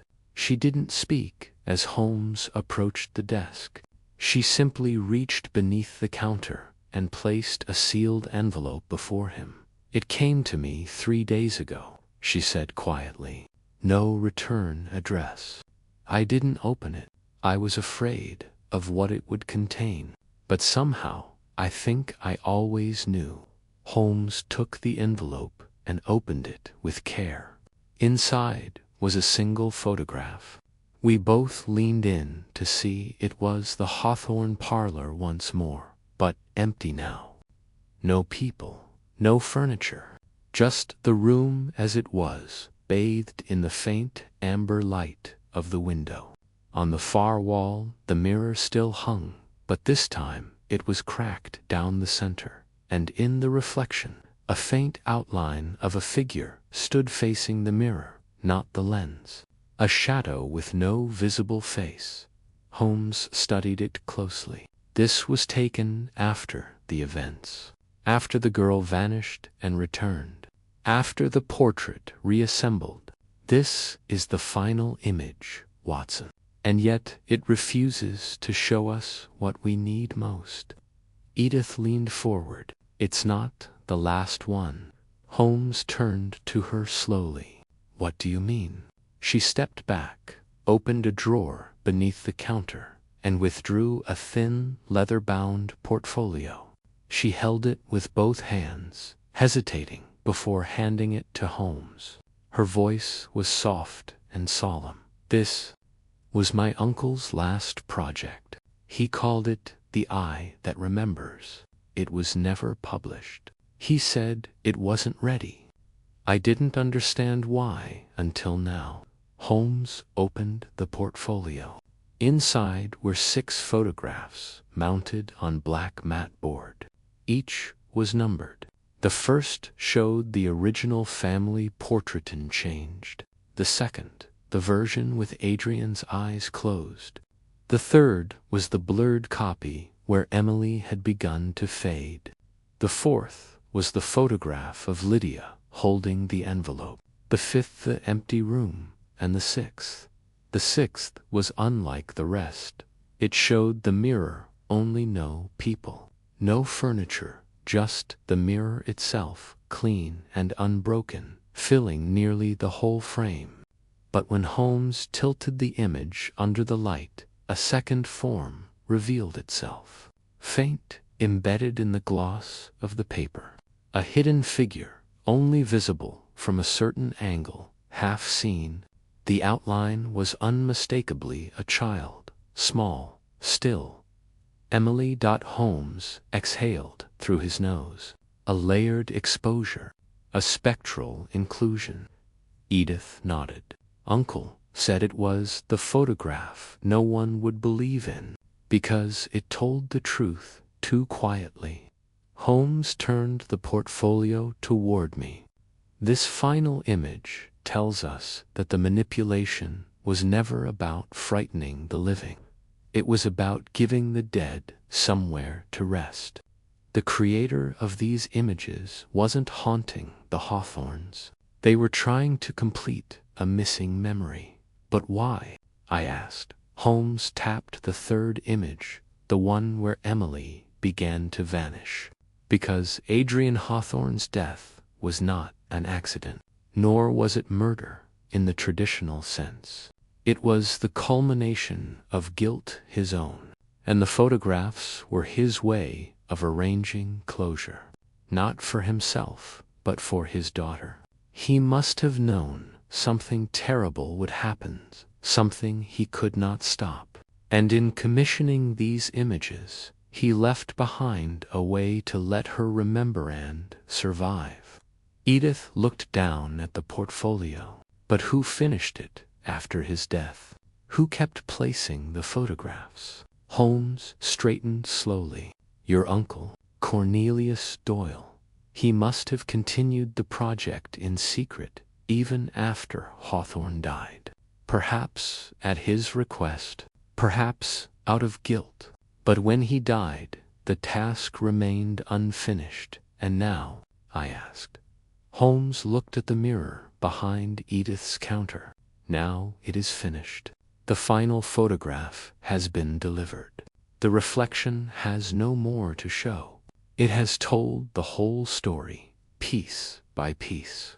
And I believe Emily is safe, not because someone found her, but because she has finally been seen, fully, clearly, in the light. Edith closed the portfolio gently. What do we do with them? Holmes looked down at the images one last time. Let them remain. Truth is a quiet thing, but sometimes it deserves to be framed. We left the shop as the rain finally began to slow. The air smelled of wet stone and new silence. Holmes did not speak for a long time as we walked, the case settling behind him like a shadow lifting. When he finally broke the silence, it was not with a deduction, but with something more rare. Even a false photograph, he said, can speak a true memory, and sometimes that is enough. I did not reply. I merely walked beside him, the image of the mirror still floating in my thoughts, empty, cracked, and honest at last. Chapter 11. The bait in the glass. The rain had ended by evening, leaving behind a London bathed in reflections, cobblestones slick with pooled water, windows beaded with mist, and the lamps casting long golden streaks upon the ground. Holmes had grown quiet again, his silence different this time. It was not the silence of speculation, but of purpose forming beneath the surface. He stood by the fireplace in our Baker Street rooms, staring into the flames. the portfolio of photographs laid open across the table behind him. I watched him from the armchair, reluctant to interrupt the stillness, knowing full well that whatever conclusion he was drawing would soon announce itself with precision. At last he spoke. "Watson, this case has ceased to be about a death. It is about an arrangement, a deliberate sequence of events, guided, nudged, layered like exposures in a photograph until the image becomes truth. It was never about Emily being taken. It was about her being placed." I leaned forward. "You believe someone orchestrated even her disappearance?" "Not just her disappearance," he said. "Her presence.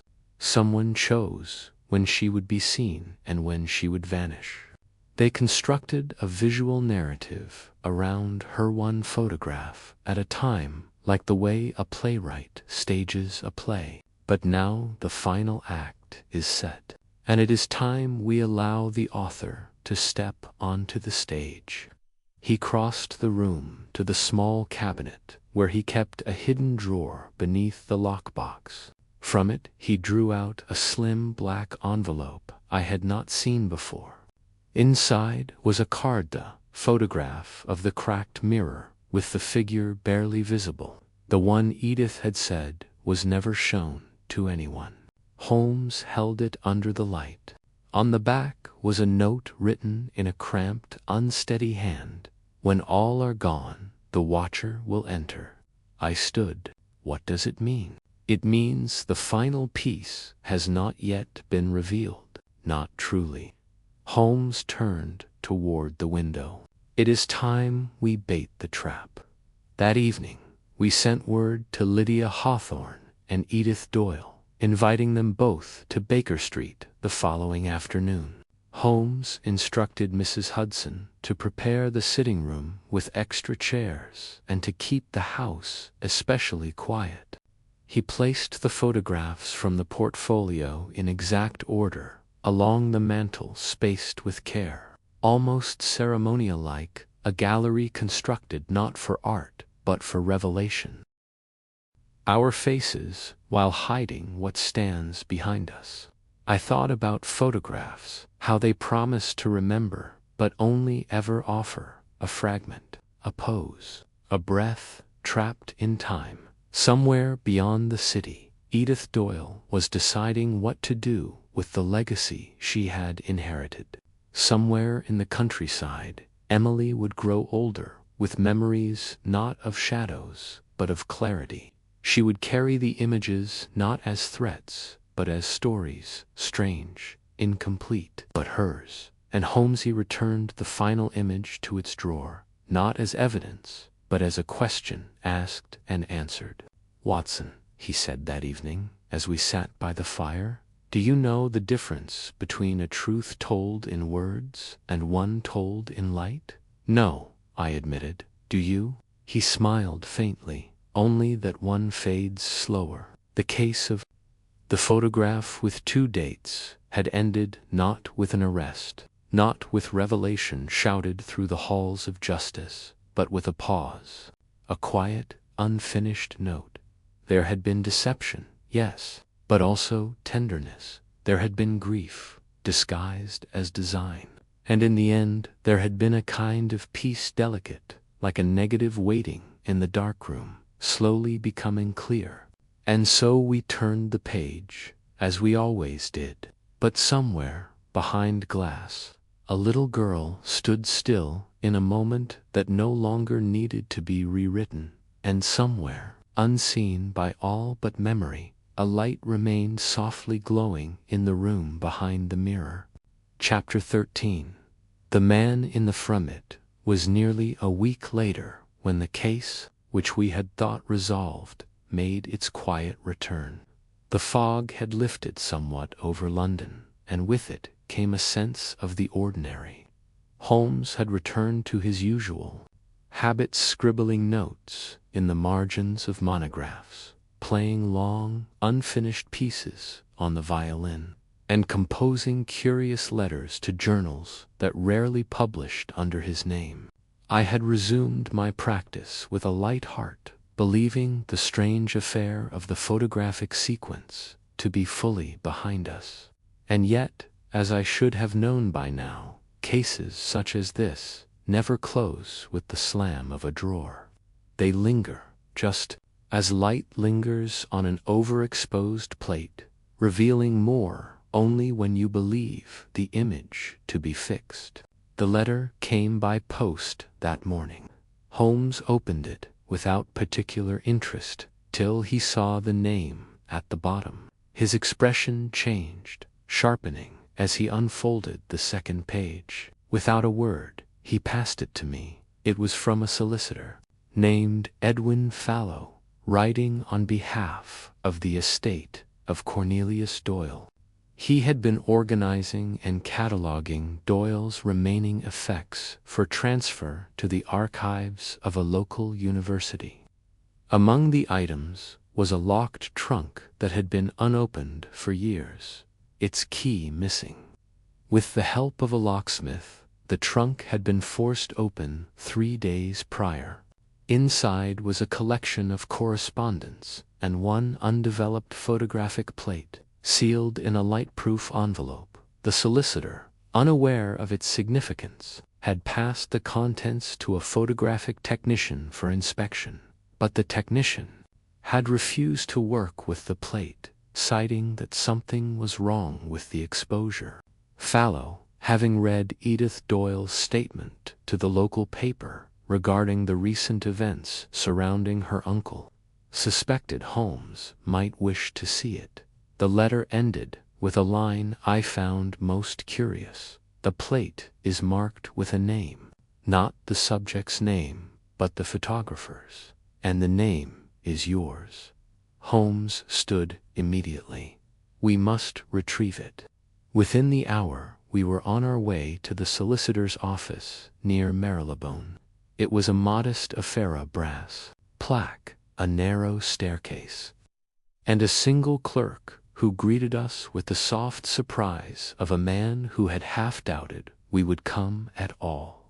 He led us to Fallow's study, where the man himself, gray-bearded fellow with a severe part and meticulous spectacles, greeted Holmes with a nervous handshake.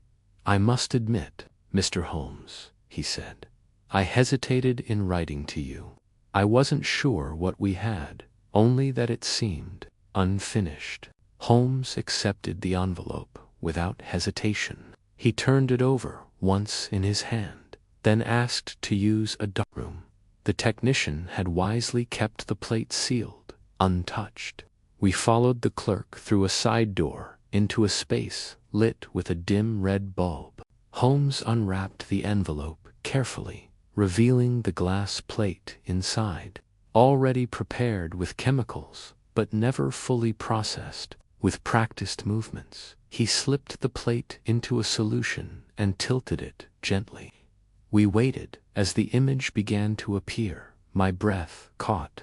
At first, it looked like the same room, the Hawthorne parlor, familiar now, but it was empty.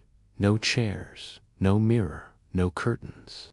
Only the outline of a man standing alone in the center of the room. The figure was facing the camera, but the face, dear God, the face was blurred, not by movement, but by deliberate obstruction. A smear, not of motion, but of erasure. His features had been wiped away, and in the lower corner, etched into the emulsion, were 3 words, photographed by S. Holmes. I looked at Holmes in disbelief, but he said nothing. He dried the plate, examined it under the loupe, then held it to the light once more. "This was not taken by me," he said finally, "but someone wanted it to appear that way." "Who would forge your name?" I asked. "Someone who understood the nature of the case. Someone who wanted to insert me into the narrative, just as Emily had been inserted into the photograph. But this is more than that." He pointed to the shadow at the edge of the frame, a faint outline I hadn't noticed. A second figure, barely there, 2 people in the room, he said. One visible, one almost lost, and neither one identified. This isn't a message, it's a confrontation. Someone was trying to complete their version of the story.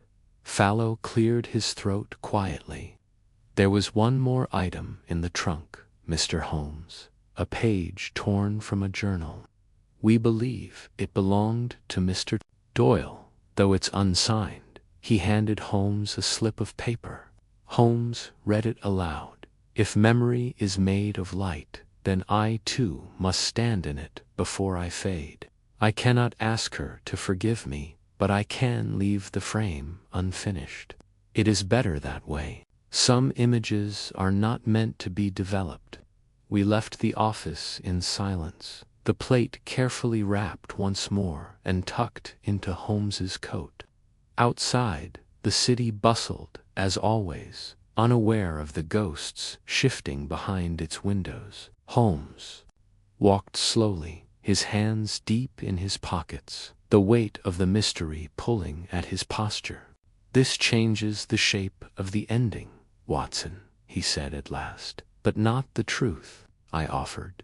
He gave a small, thoughtful nod. No, but it reminds us that stories do not end when we believe they should. They end when those inside them are no longer watching. We returned to Baker Street, and Holmes placed the plate beside the others in his archive. But unlike the rest, this one he left unalabed, and that night, for the first time in weeks, he drew the curtains over the sitting-room mirror, not out of fear, but out of respect. Chapter 14. The Negative That Would Not Fade Them. Days passed quietly after our return from the solicitor's office. A sense of completion hung over the case, though not in the usual sense. There had been no criminal to apprehend, no courtroom testimony, no villain dragged into the light. What had unfolded instead was something slower, more sorrowful, and perhaps more permanent, a story told not in blood but in shadow. Holmes resumed his routines, though even his familiar motions carried an echo of distraction. The presence of that final anonymous plate weighed on him, not as a burden, but as an unresolved note in a composition he could no longer play. It sat on the far corner of his desk, wrapped in its protective cloth, never far from reach, yet untouched. On the fifth evening, while I was reading a report on medical imaging, advances ironically appropriate under the circumstances, stirred from his seat and moved to the drawer where he kept his more delicate papers. He removed the plate, unwrapped it slowly, and stood by the window, holding it up to what little remained of the day's light. The image shimmered faintly, still marked with that strange emptiness where a face should have been. The inscription, photographed by S. Holmes, remained as unnerving as when we'd first seen it. Watson, he said quietly, I've been considering the meaning of authorship. If someone stamps your name upon a thing you did not make, does it become yours in the minds of others, no matter your protests? I closed the journal. Not unless it bears your character, which this clearly does not. He nodded slowly. But someone wanted it to. That inscription, it wasn't meant for public eyes. It was for me. And it forces me to ask, who would know enough about my work, about my method, to forge not just my name, but my silence? I studied him. You believe it was personal? I believe, Holmes said, that this final image was not a conclusion, it was a challenge. He placed the plate down on the table, then turned toward his shelf of monographs. With a practiced hand, he drew out a slim, black-bound volume, Light and Memory in Forensic Reconstruction, authored by none other than Cornelius Doyle. He flipped through it until he came to a dog-eared page and tapped it. There, he said. Listen to this passage. A photograph is not a truth. It is an argument with the past. The forger and the honest eye both seek to preserve, but one must erase to create. I leaned forward. You think Doyle saw himself as more than a recorder? Chapter 17. The exposure left behind that evening. Holmes did not dine. He remained by the hearth, legs drawn beneath him, pipe long since gone cold between his fingers. The fire had been rekindled, but it cast more shadow than warmth, flickering like a silent metronome against the floorboards. I sat across from him with a medical journal in my lap, unread, the pages turned more from habit than attention. We had said little since returning from the boarding house.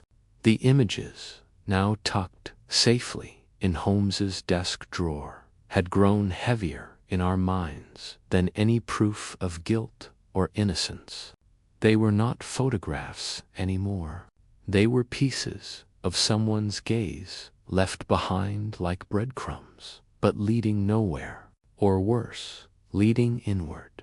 At some point near midnight, Holmes rose, crossed to the window, and drew the curtain aside.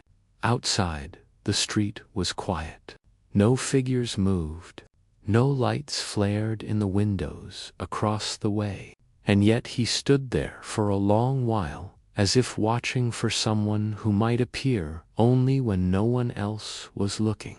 When he turned back to me, there was something unfamiliar in his expression, not fear, nor confusion, but something I could only call resignation. It was never about Hawthorne, Watson, he said at last, nor Doyle, nor the photographs. Those were just the canvas. I set my journal aside. Then what was the subject? Holmes paused, his gaze distant. Us, all of us, the observers, the ones who believe we stand outside the story simply because we hold the lens. But the longer you look, the more you realize you've already stepped into the frame. He moved to his desk and opened a drawer slowly, pulling out the glass plate, the final anonymous exposure. He held it up to the firelight again, as if hoping to find something new within it. But its ghost remained unchanged. Two figures, one faint, one faceless, standing in the same space we now occupied. I believed the final plate was not meant to reveal anything, he said. It was meant to return something, an exposure not of evidence, but of intent. Whoever placed this wanted me to see, not the image, but my place within it. He lowered the glass slowly. And that, Watson, is the most dangerous kind of mystery, the kind that watches you back. I did not speak. There was nothing to say. The fire crackled softly. Somewhere in the building, a floorboard creaked with no footstep. Holmes wrapped the plate again, set it back into the drawer, and closed it gently. And for the first time in all our years together, he turned the lock. Chapter 18. The frame that remains the following days passed without incident. No new photographs appeared. No anonymous notes slipped beneath the door. The street across from our flat remained still, its windows blank and watching, offering nothing more than glass and silence. Holmes resumed his routine gradually, though his mood had changed in a way even I found difficult to name. He was not unsettled, nor defeated, but quieter, measured, as if something had reached its conclusion, but not the kind that leaves one satisfied. Rather, it was the close of a question too vast for any answer. And perhaps that, I realized, was what had always lingered at the heart of the mystery, not a crime, but a gaze. Someone had been watching, yes, but not merely us. They had been watching the watchers, framing the very act of looking. One morning, I found Holmes seated at the desk, staring at the space where the photographs had once been arranged. They were gone, now stored away, hidden in a place even I did not know. Only the faint outlines remained where the images had leaned against the wall, pale rectangles of absence. I sat beside him, and after a long pause, he said, "What do you suppose becomes of a story when its teller disappears?" I considered this. "It waits," I said at last, "until someone else finds the pieces." He nodded, almost to himself. "Or until the frame is found again." That evening, as dusk bled into the corners of Baker Street, Holmes did something I had not seen in years. He removed the mirror from above the fireplace. Without ceremony, he wrapped it in cloth. When I asked him why, he simply said, "Because some reflections are no longer needed." And so the mirror went dark. The photographs remained hidden. The camera, whoever held it, had gone quiet, but still, even in silence, I could feel the weight of it. The mystery had not ended in justice or revelation. It had ended where all true mysteries do, in the quiet awareness that something deeper had passed near us, that we had glimpsed it, perhaps unknowingly, and walked away not untouched, but altered. Holmes, in time, returned to his cases. I returned to my practice. London went on.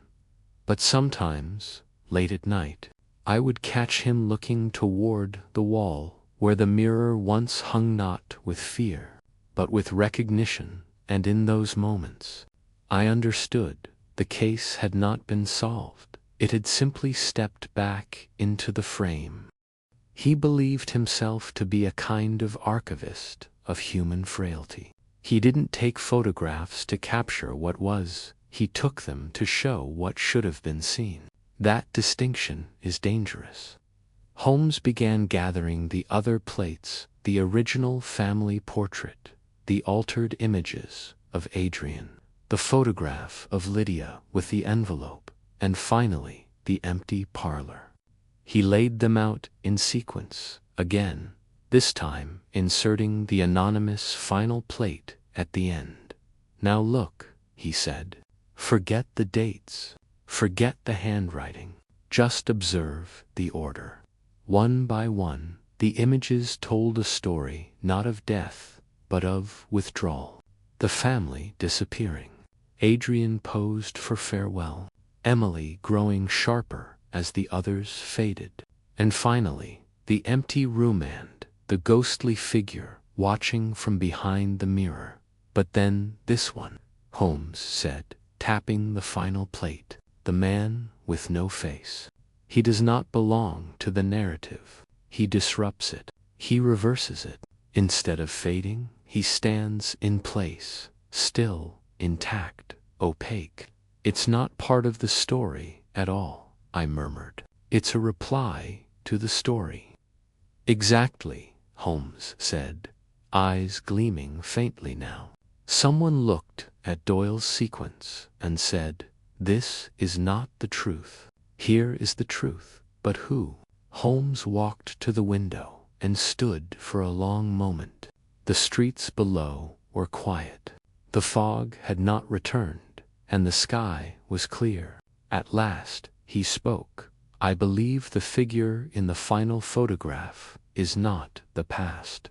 It is the present, someone still alive, someone watching the Hawthorne family all these years from behind the glass, shaping memory into myth." But when they saw what Doyle had done to the narrative, what he had done to Emily, they interrupted the story with their own frame. They stepped into the scene. A chill crept into me. "Then that man with no face, he's real." Holmes turned. "And he may still be watching. Which means the game, Watson, is not yet over." We were interrupted just then by the sound of a knock. Mrs. Hudson opened the door a moment later with her usual polite efficiency and handed Holmes a small envelope. No sender, no return mark. Only our address on the front in faint, deliberate script. Holmes opened it and withdrew a single photograph. It was the image of Baker Street, our flat, our window, the silhouette of two men, Holmes and myself, sitting in the very positions we held at that moment. Only the photograph had been taken from outside, from the street, and, judging by the angle and light, it had been taken within the past 2 days. Holmes turned the photo over. There was no name, no date, only a message. The frame never ends. It only shifts. We looked at each other for a long moment. We said nothing, and then Holmes smiled, not with amusement, but with recognition.